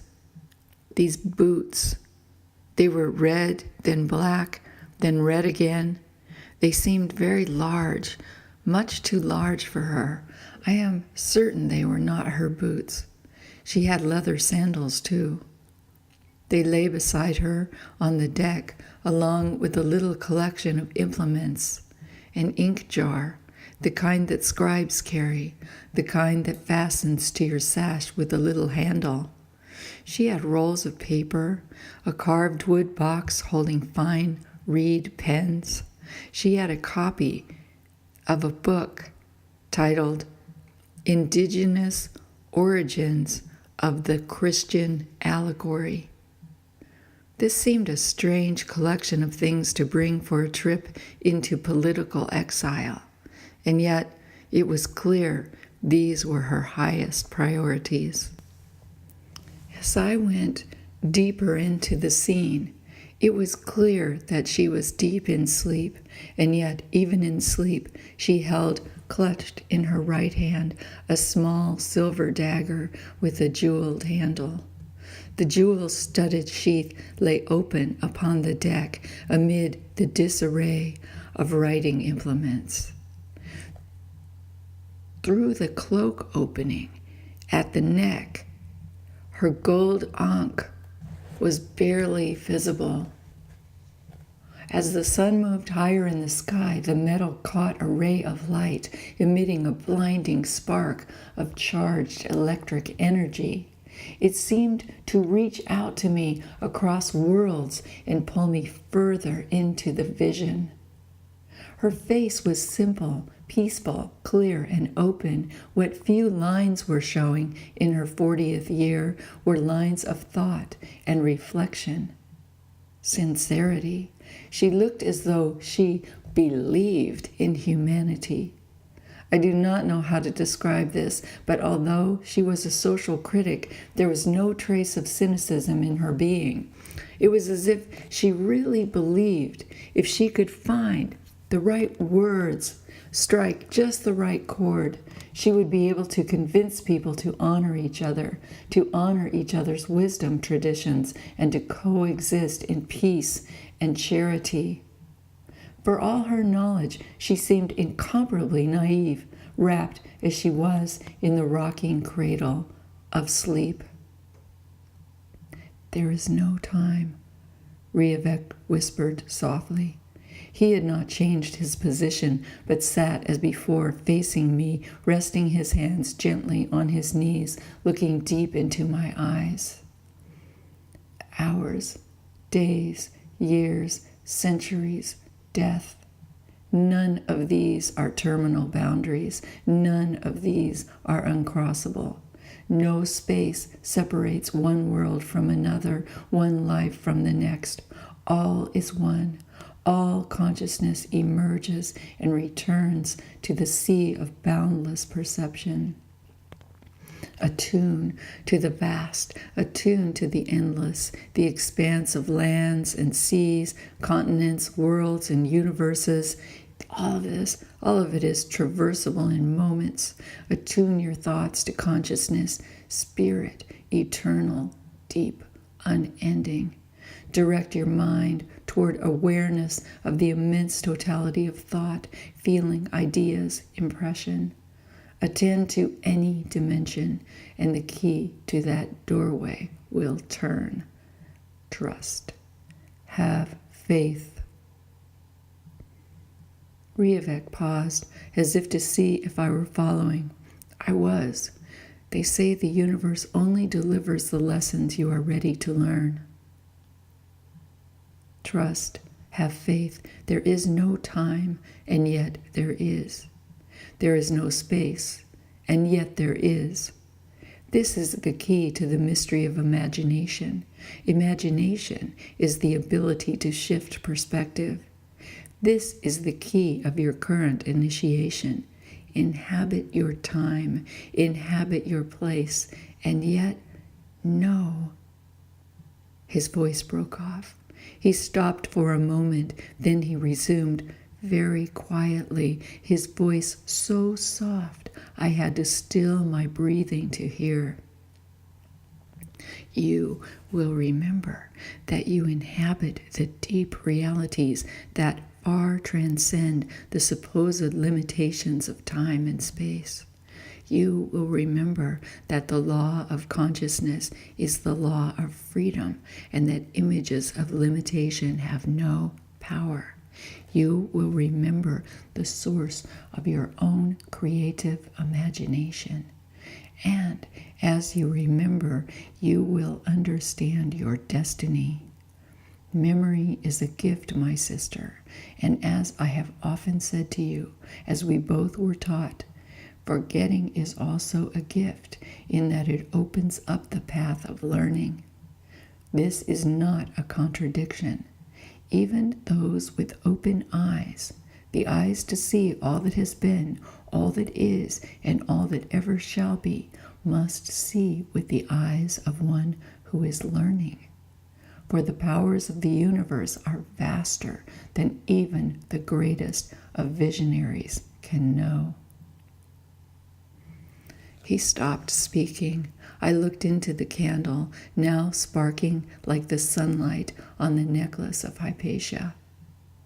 I envisioned the spark on my mind's inner field and began to tumble into the oblivion of the rapid journey through dimensions. We go now to He who calls you. Riavek called through the ether. We go to Him whom you have guided from the future, from your place, our place, in the world beyond worlds. In an instant I stood in the cell of Socrates. Morning had not yet broken as the great master lay in innocent, deep, peaceful slumber. His face was very like hers, childlike, open, fair. Instantly I knew my role. Trota was with me. He had never left. He stood guard in the corner in his wolfen form, sending me a sparking signal with the gold of his outward-seeing eye. Instantly I recognized the dream. Instantly I knew my task. I stood in Socrates' cell, inhabiting Hypatia's slender form, draped in an elegant, long, white gown, goddess-like hood, golden ankh glistening about my neck, feet shod in shining gold leather. I had traversed the worlds to give him comfort, to guide him through the doorway of the portal of forever. The Ancient One who stirred the verdant mix of earth had evoked my presence from below. The Endless One who traveled the stars' silver sheen had summoned my being from above. Wolfen Trota had guided my entry, taken me to the honored task, leading me through Apollo's dark and open cave to the very heart of the center of all creation. Every road I had stepped upon had led me to this moment. I would midwife his precious soul beyond the edge of the river Styx to the place from which sun and moon spring forth, the passageway that links the seen and unseen worlds. It was I who hailed the ship from Delos, the mythical Delos of rapturous eternal beauty. And now I came to serve him as the priestess of death. I came to serve him as the priestess of life. He sensed my presence and awakened. Slowly he opened his deep, piercing eyes, recognizing me at once. It was I who had loved him, was it not? And I who had been with him ever. His face alighted in a luminous smile of deep and rapturous acknowledgement. I raised up my arms in a gesture of invocation. "Dearest Socrates," I said. He sat up, still smiling, his face filled with laughter, and yet he spoke not. "Oh, Socrates," I continued, "the third day hence to Pythia I invite thee, back to the call of she who stirs the mix of every sacred end and every sacred beginning. I invite thee back to the womb of she who heals and makes whole, that you may be reformed again." Socrates' face broke out in a wide grin, and he looked as if he might burst out laughing. This is not what I had expected. "Can we not rather on the fortunate isle stay," he said, "that fabulous land of the mythical Delos? I have heard talk of this land where the employments of the blessed are splendid indeed. They say in this place the blessed are engaged in employments proper to the higher spiritual nature, tuning the sacred lyre of mystic piety to strains of ineffable delight, nourishing the higher intellect with banquets of the most fabulous spiritual food. Must we immediately away to that cauldron of rebirth? For well, I might enjoy a little retreat." And then he laughed heartily with sheer and unmitigated delight. "To Pythia, you say? Must I race right back in? A wise one told me the ship was coming to take me to Delos, and here I envisioned that sacred realm of the blessed, that illuminated isle of the soul, that shining rock raised above the sea, just as I reasoned one might transcend the sea of humanity upon death. I envisioned a blessed isle where I might enjoy splendorous communion with truth and wisdom, all flowing perfectly out of the Sun of Good for all time. And now you tell me I must go away to return again?" He laughed with joy. "By the goddess Hera," he said, "to Pythia, you say, back to the womb? And yet did not the Pythian prophetess of the oracle of Delphi say to my friend Chaerephon, who was so blatantly bold as to ask, that I, Socrates, am the wisest man living? Well, then, if I am so wise, I say it is to the fortunate isle to which I ought to go. Or am I being punished for not doing penance at Eleusis? They tried for many a year to drag me out there, yet might I not go to Delos and let some other generation carry on the shepherd's work? What a task it is to always be returning the wayward to the path of virtue. Ha! What say you to that, emissary of the all-knowing?" He laughed again, as if he were parrying with me. "I say, O Socrates, that you yourself said to the men of Athens, did you not, that if they put you to death, others like you would arise again and again? I say to you, O Socrates, that you have spoken truth. Indeed, you shall go to Pythia. To Pythia you shall go, dear gadfly. You shall accompany me to the Pythos of the Ancient One, For, as is your wish, you have need of remixing, for you still have things to do in other forms. I am afraid, dear friend, your days of meddling in the world's affairs have not yet come to an end." How he had laughed! He suddenly stopped and listened. "Oh," he said, "but my friend Crito comes now. He will propose to buy freedom for this old and bony shell. Wait and see." He laughed again, laid down, closed his eyes, and breathed deeply, feigning the fathomless depths of peaceful slumber. His mouth, I saw, retained a smile. With a quick glance, Trotta signaled me onward, and we spirited ourselves away to return again with the ship from Delos. The last words we heard were spoken by Crito to Socrates. "Never did I see the likes of the easy, cheerful way in which you bear this calamity, dear friend." Then we heard Socrates' responding laughter ringing merrily, echoing richly from the edges of endless time.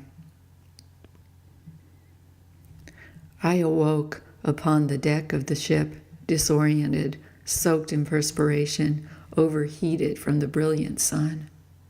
How long had I slept? And what was this dream? I was holding the dagger. I was going into exile. This was no dream. Socrates was laughing. I must have taken off the boots. I was Socrates' oracle. It was me, Hypatia, who invited him to Phthia. What prophecy this? It must be right then, this ship sailing to Delos now. It must, for is this ship not returning to Delos, the fortunate isle, the birthplace of sun and moon? Is this not the ship for which the master awaited long ago? No, he was speaking metaphorically of a paradise beyond death. And I am not dead.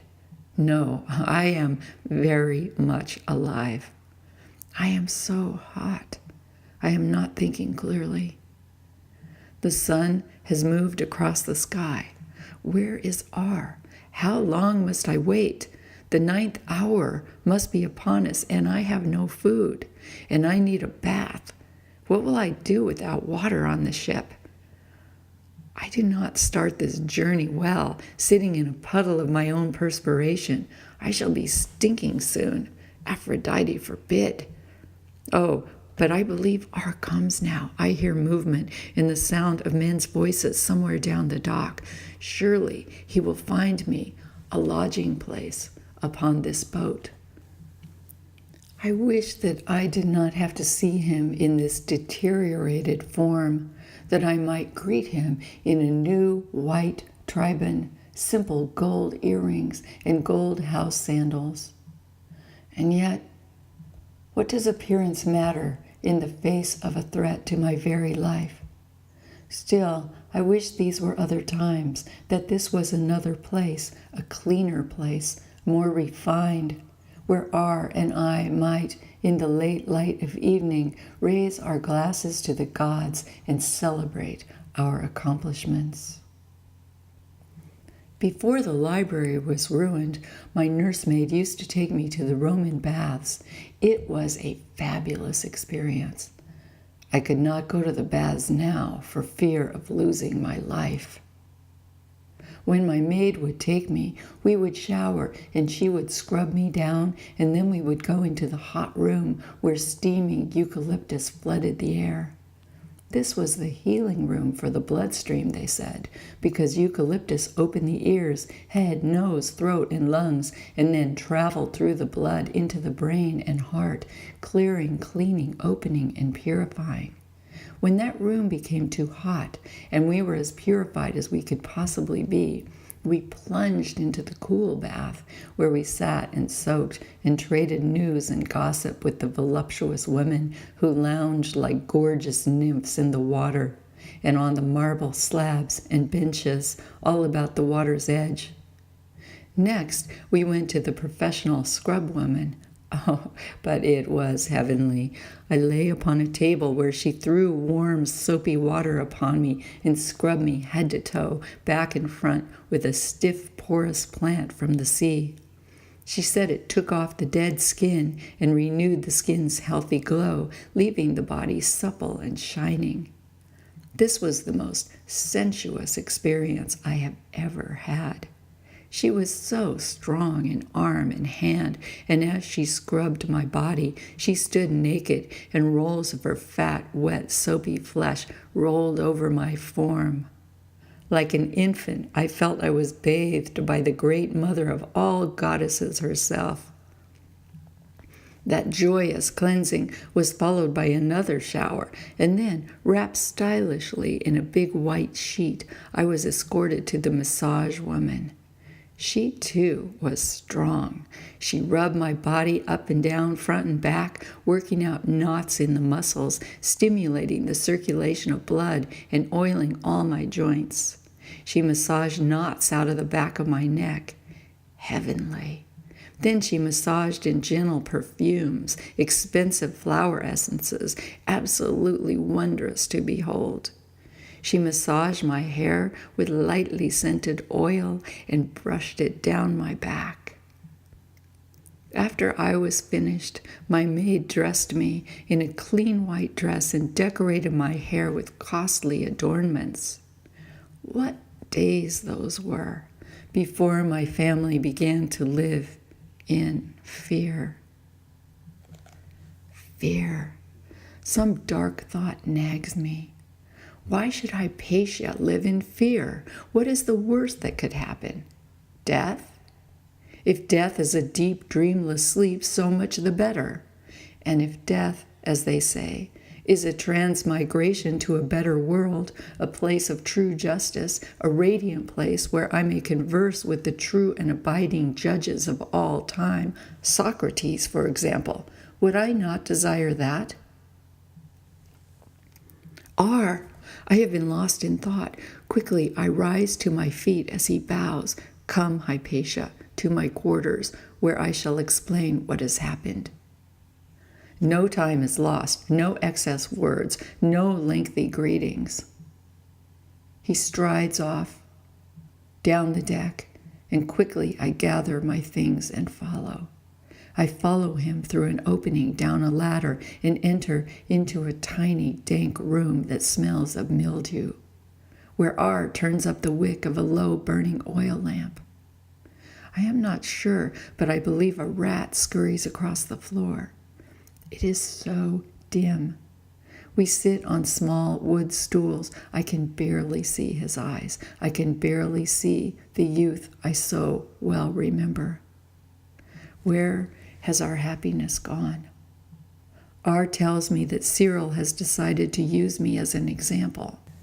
The bishop's message will be more effective if he singles out a woman, and most effective if he crucifies that evil temptress, Hypatia, author of the most devilish works ever composed.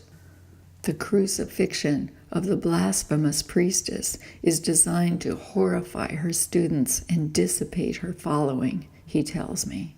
Killing Hypatia, according to Cyril, he says, will be the death blow for Plato and the rest of the heretical Greeks, as well as for that devil Serapis and all his kith and kin, and Christianity will finally be able to rise up unobstructed to occupy its rightful position. This I have learned from my man, R tells me, who learned it from Peter, the reader, who unwittingly divulged this information in an erroneous moment of misconstrued trust. By the God, Serapis, it is true then. Can I bear it? It is just that I am tired from fitful sleep and can barely think of what to do. I begin to weep. I wept, and R wrapped his arm about me, purely a gesture of friendship and human compassion. These were not the arms of a lover. I felt like such a dirty waif, dirty inside and dirty out. Why did I, who have never felt such feelings feel so filthy. I wept and felt my face streaking. I wiped my face with my hand, and it became even dirtier. Art pulled a damp cloth off the shelf and wiped my face tenderly. The cloth smelled of mold. I wept, and R spoke no more. After a while, he said he needed to go supervise the men. They were lowering cargo into the hold with a crane, and some of the merchandise was very delicate, especially the cages of living snakes. I blurted out, "What shall I do? What shall I do?" "You will be safe in Delos. Do not fear, Hypatia." He disappeared up the ladder, leaving me in the dark and moldy chamber, leaving me alone with the possibility of creeping vermin. I retched. There was a container on the floor smelling of urine, and I vomited into this bowl. I vomited whatever was left from yesterday's meals, barley cakes, fish, wine, olives, and I thought, yesterday will never come again. I thought of Theon, possibly very frightened, but nonetheless with shaking hand, sipping an expensive imported wine. How I would love to join him now. R had made no mention of food, and I had been too stunned or too unclear to think of food in the moment I was with him. Should one mention wine and cakes when one's very life is in danger? I stopped sniffling and wiped my face. I tried to clean myself up as well as I could, given the circumstances. At 40, one ought to have dignity and demeanor and courage, no matter what the situation. I am afraid I have not acted very dignified. I must think and act clearly as befits a distinguished professor. I must write to my students and get the letter off the ship before we sail for Delos. My dream comes back. Socrates, how you laughed, how your laughter rang through the worlds. I begin to retch again. What is the matter with me? Am I so weak that I cannot stand up to this filthy ship? I acknowledge that this moment is not how I thought it would be. But something beyond that simple recognition is gnawing at me, like a rodent gnawing at the back of my head. I am beginning to think I am very afraid of that thing that is trying to force its way up. I try to repress it, to push it back, but it insists on rising, and I vomit again. Gods and goddesses, help me. The message grows in breadth and girth, becoming louder and louder, clearer and clearer, playing like a demon across the screen of my conscience. Hypatia, you are running away from your destiny.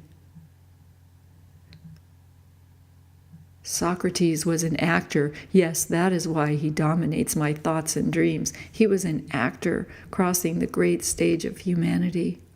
I am no Socrates, and yet I am a professor of philosophy and a priestess of the great god Serapis in the great city of Alexandria. Have I not sacrificed all else for the love of philosophy? I have given up all. Might I not also give my life as one final, clear, and directed act? Or shall I fade quietly into obscurity as this ship fades quietly from the shoreline, crossing a cold and colorless sea? Might it not be better if I stay in the city I love and face Cyril?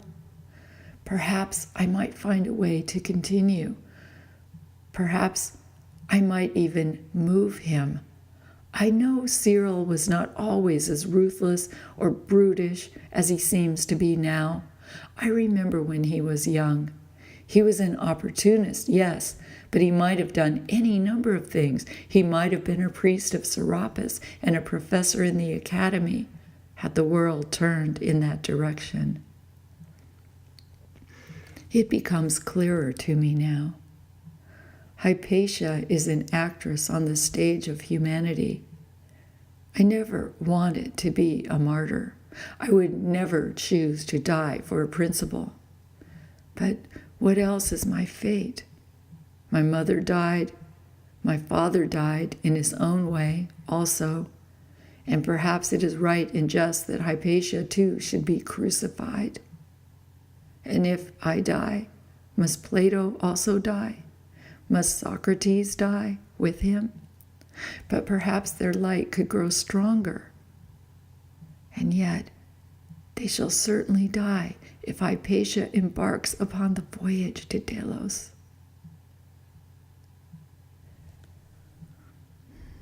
It was not easy convincing R to take me home. He said I would surely die if I stayed in Alexandria, that it would be so much better for me to go to Delos, where I would be removed and protected, where I could write my books in peace. He said he would make me comfortable on the ship, and that once we arrived at our destination, his friend Marina would accommodate me in her beautiful white marble home on a cliff top overlooking the sparkling blue sea. He was angry also, saying that, now that I was here, trying to get me back once again under cover of nightfall might endanger his men. And he needed them. There was so much to do before departure, and the ship was scheduled to leave in just a few hours. I said I would walk away from the dock of my own accord and take my chances.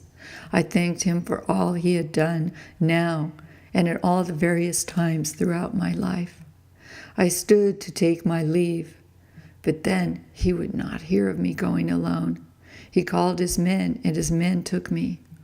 R placed a gentle kiss upon my cheek, and I knew at that moment I may never see him again. Theon Storman was happy to see me as I quietly entered.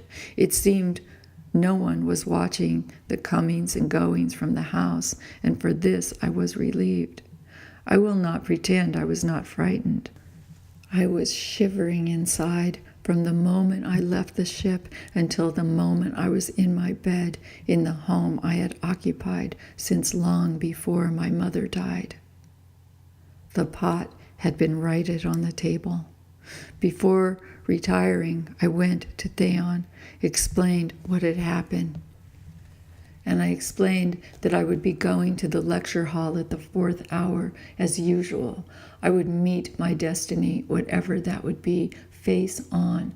I would not turn my back on fate. Theon cried. He was old and sad, and I felt old and sad also.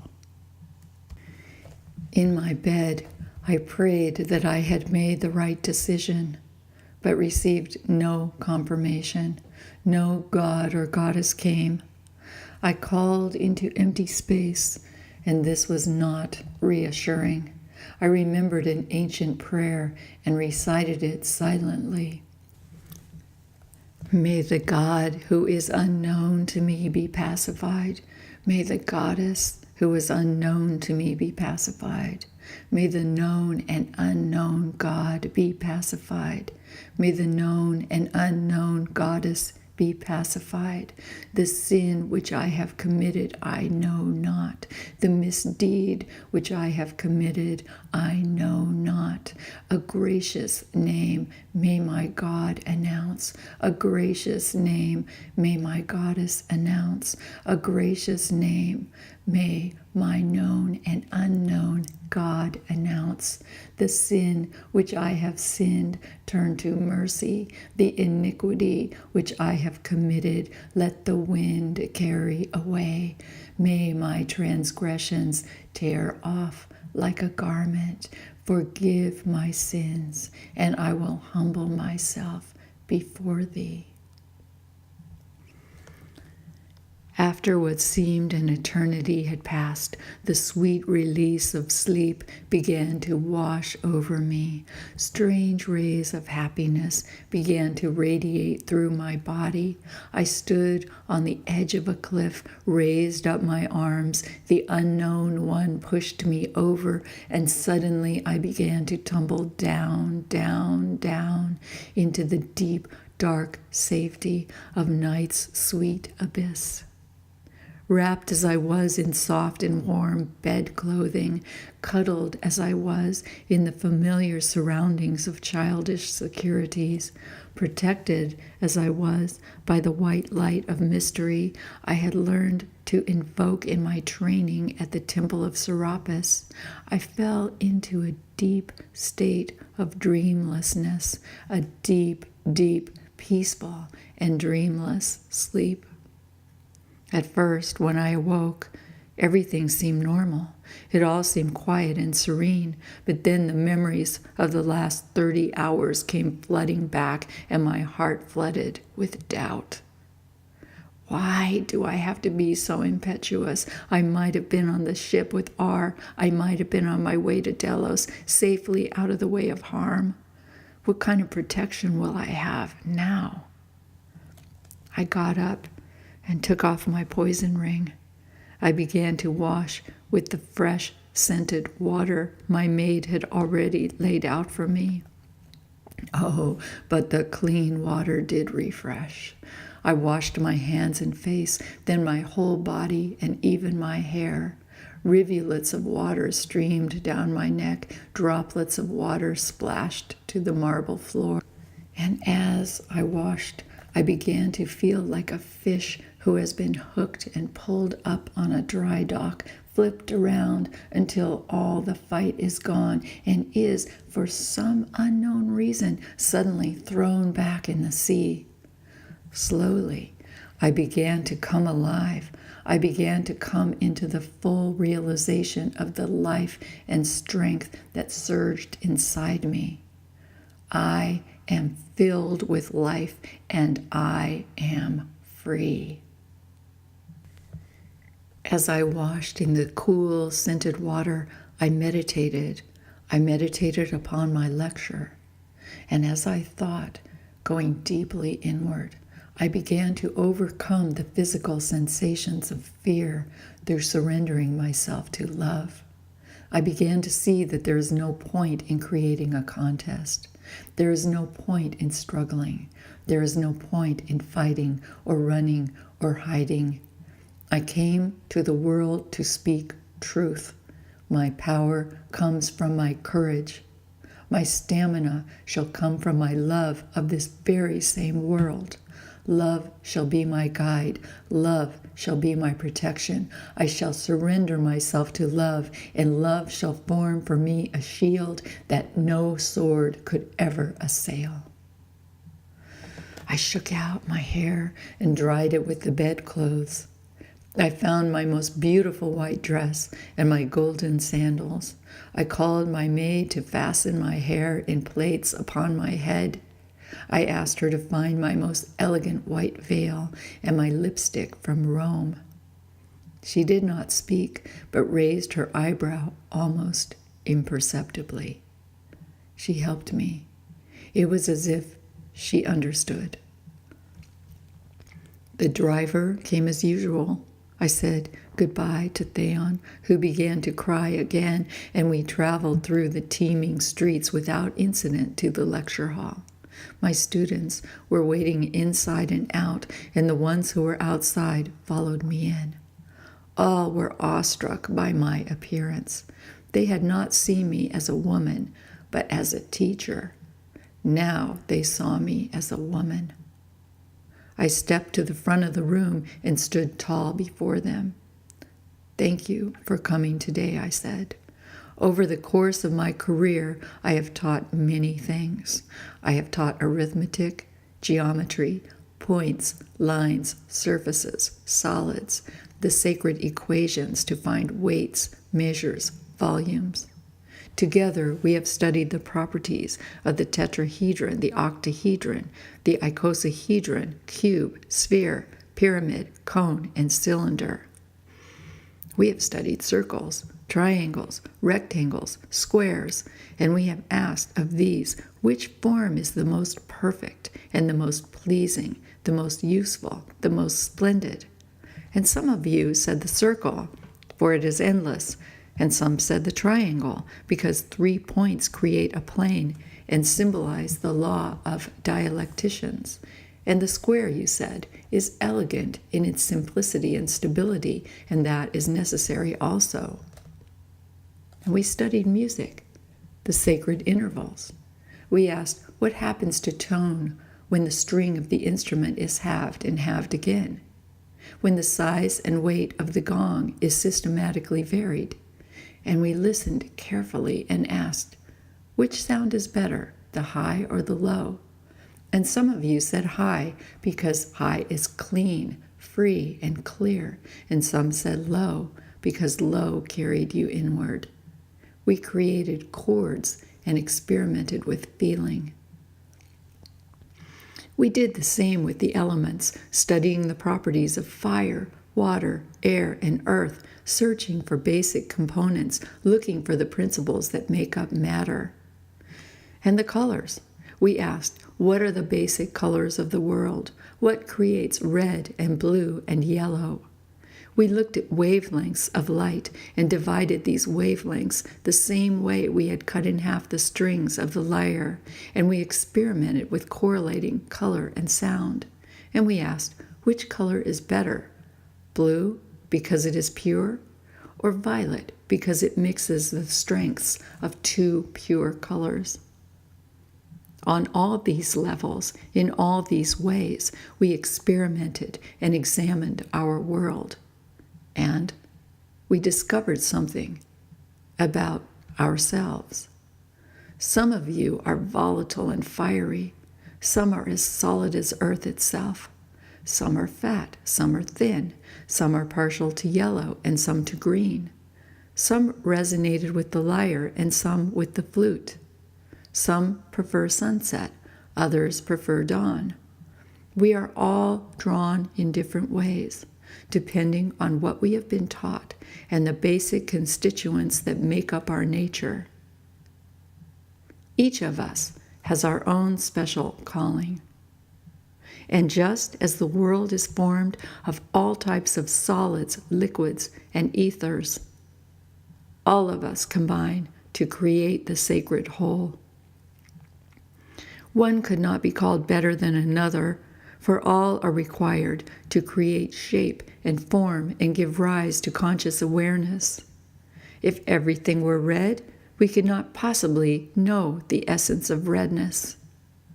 Born of fire, water, and air, a rainbow so pleasing to the eye is composed of a spectrum of separate hues.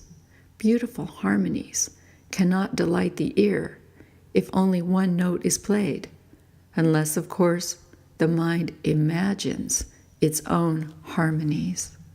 I am but one woman, one player on the world's vast stage. All of us together, like a choir, like a rainbow, combine at present as we have in the past and will in the future to produce the contrasting patterns and shapes that open our awareness and illuminate the grand brilliance that is life. And what, I ask you, do you believe unites the whole? What causes the colors of the rainbow to adhere to one another? What causes the planets to stay in their orbits? What causes the end of the circle to meet the beginning? And here I make a leap of logic I have never before made. It is perhaps a leap of faith, because on this day, the 12th day of March in the 415th year of the Julian calendar, I, Hypatia, tell you that I have concluded that adhering material is love. Love is the glue of the universe. Love binds the colors, sounds, shapes, and forms into beautiful arrangements. Love binds the seeker to the sought, the lover to the beloved, the student to the mysteries. Only one thing can hold you to your path eternally, and that thing is not discipline, it is not perseverance, it is not even greed or anger or the thirst for power. It is love. All else shall pass. Love remains. Love is life's strength. Love is life's protection. All other forms of protection lead to desecration and to war. I ask you on this special day to look into your hearts and find love. Find tolerance. Find charity. Then go beyond tolerance and charity and find love. Let this feeling evolve. Let it grow, for love is our Savior. Love is the only true freedom. Love and only love. And with that message, I, Hypatia, professor of philosophy, priestess of Serapis, one woman acting out life's sometimes perplexing script, leave you to your own thoughts and your own separate journeys. Long has this woman loved you, my friends, my students, you who have taught me more than you can ever know. Love binds me to you now, and so it shall ever be.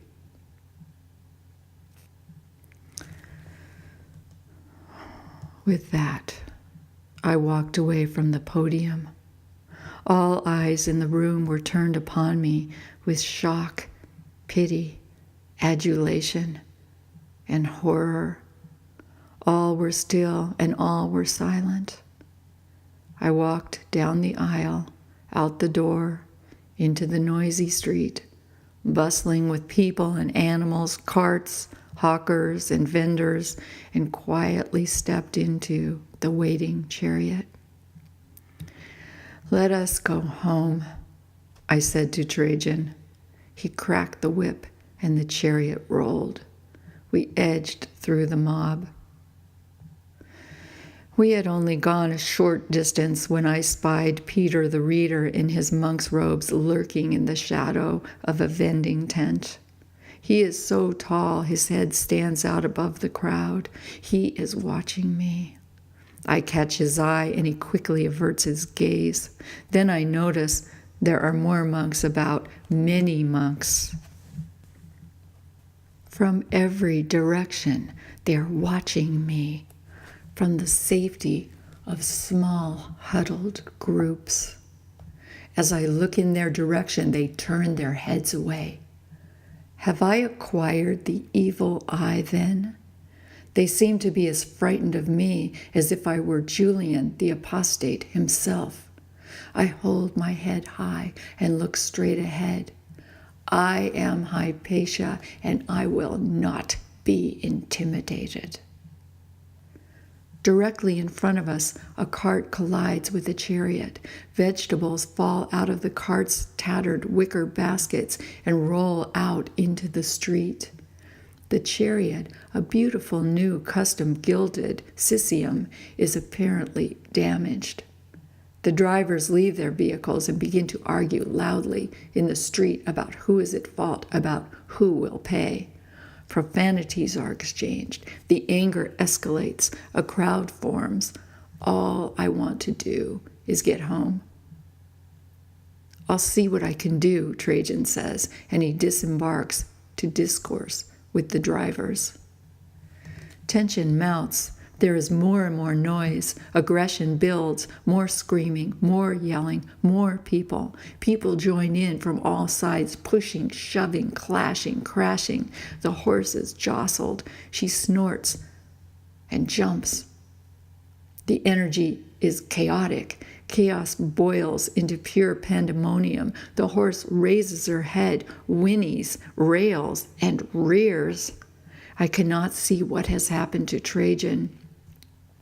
Suddenly, monks are upon me, jerking me from the chariot. Trajan, Trajan, I scream as they tear at my veil and my gown.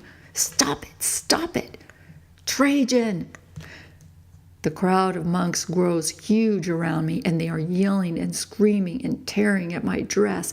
blasphemer, heretic, temptress of devils, sorceress, she-devil, Magdalene. I hear all these things yelled out, and I hear, kill her, kill the she-devil. They tear my clothes and knock me to the ground. I cover my face with my hands, but they tear my hands away, twist my fingers, and hit my face with bricks and stones. So many are on me at once. I cannot see. I cannot even scream. They tear my veil out of the pins. They hold back my arms and rip my dress from my breasts like a pack of wild animals. They rip my clothing off in shreds, all the time seething and screaming, swearing and slobbering. I try to pull in my arms and kick them off, but I cannot fight them.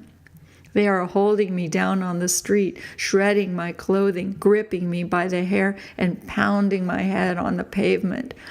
By the goddess, they are crushing my head. They are pulling at my legs and my feet and my naked breast. They are hitting me with bricks.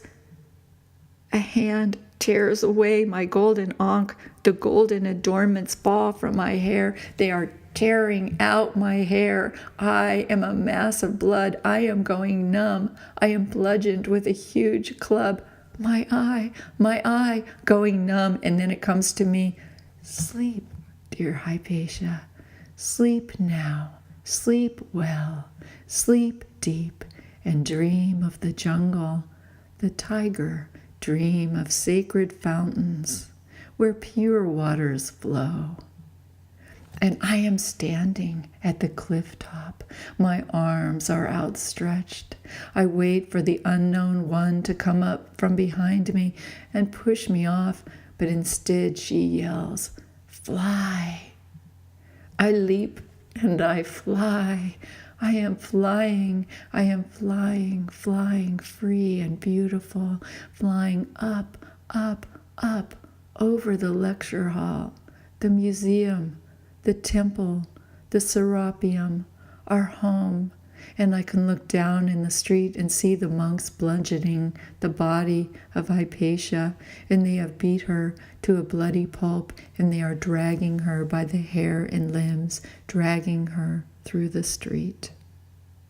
Her left arm is nearly severed at the shoulder, and still they use it to drag her.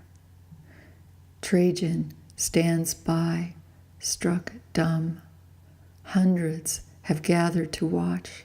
Some follow and yell and scream like monks caught in the contagious frenzy. Hypatia's face is smashed.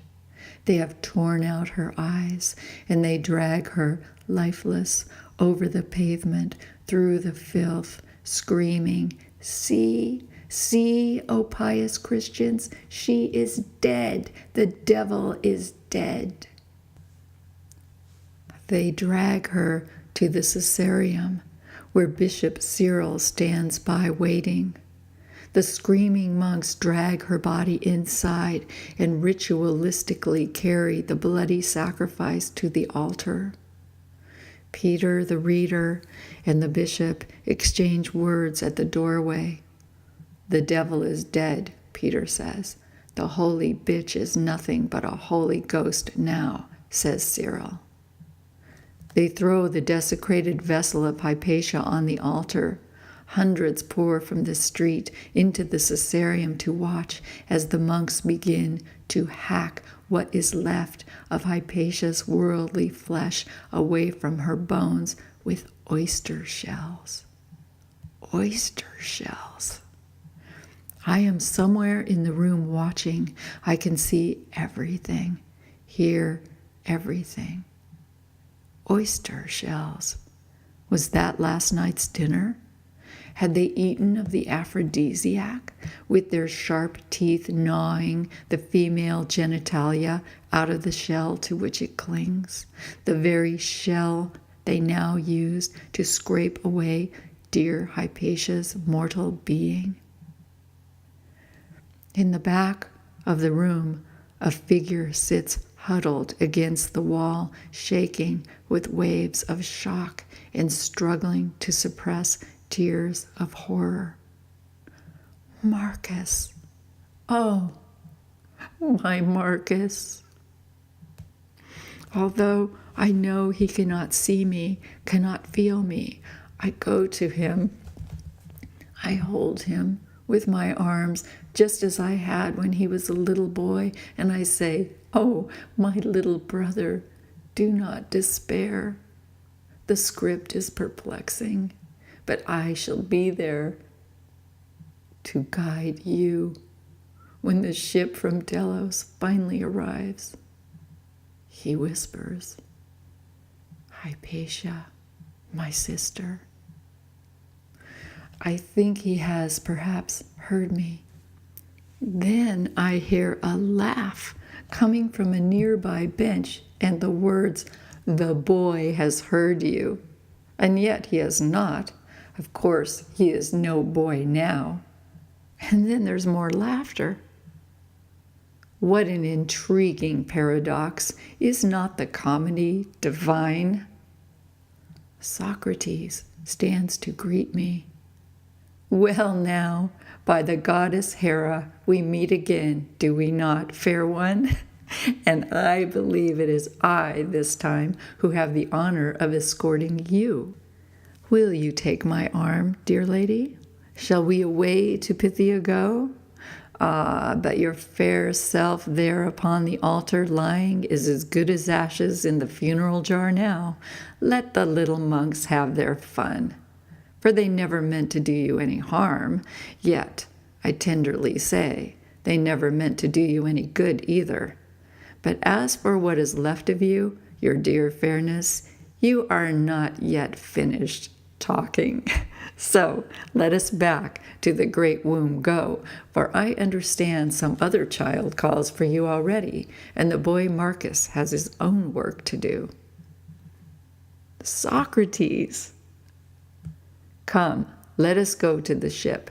We have lifetimes to share, and soon enough we will all arrive on Delos. Smiling and inviting, he offered his arm. I rose and took it. What light shone from the eyes of the great teacher!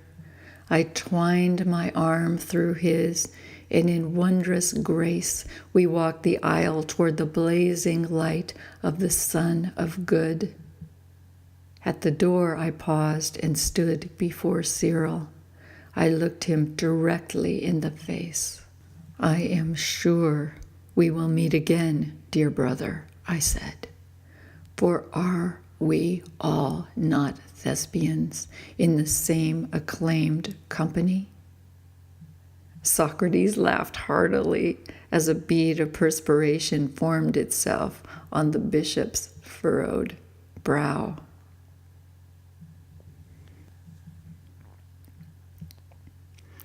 Riavec gazed at me lovingly. "They never meant to do you any harm," he said quietly. "Of course, they never meant to do you any good either, and for that you may gently blame them." He smiled softly. I shook my head. Hypatia. I was born in the incarnation of Pamela on the day Hypatia died, the 12th day of March. She died in her 40th year, and this year, on my 40th birthday, I had the strangest experience. My friends and students arranged a party for me, which would begin in the evening. I thought I would take the day for myself, sit on the beach, contemplate the ocean. I have a little ritual I try to do on my birthday every year. I go to the beach and meditate upon the past and the future. If I'm on the right track, the beach delivers to me a feather, seagull, cormorant, sandpiper, or pelican, which I braid into my hair for the rest of the day. I started to walk the path to the sea when I noticed some boards in the field next to my home. I'll just pick those up first, I thought. They had been cast from the roof a month earlier when a workman was fixing our leaking chimney, and now they were overgrown by high weeds. As I stepped through the wild radishes, a 3-inch carpenter's nail sticking out of a piece of wood, hidden and secured by the vegetation, went right through my shoe and all the way through the middle of my left foot. In a reflex reaction, I put my right foot forward, shifted my weight, and tried to pull my foot off the nail. To my surprise and horror, another nail suddenly punctured the sole of my right shoe and went right through the middle of my other foot. I was completely impaled. I had to sit down in the weeds and pry the boards off. What are the chances of this happening? Carpenter's nails through both feet? What are the chances of being impaled by nails on your 40th birthday shortly before your ordination? I never made it to the beach that day. It seems my birthday ritual was enacted closer to home. But after fearing I might not be able to walk, I ended up dancing many a dance that night upon those wounded feet. It is amazing what the body will stand up to. And I got the tetanus shot later. I doubt if I will ever feel the same about the date of my birth, about my spiritual path, about my ordination, about the purpose of my incarnation, and now the feeling is intensified. The message I receive is this: the path is fraught with difficulty, even when you think it is your day. You must purify yourself from undue hopes and fears, unnecessary attachments.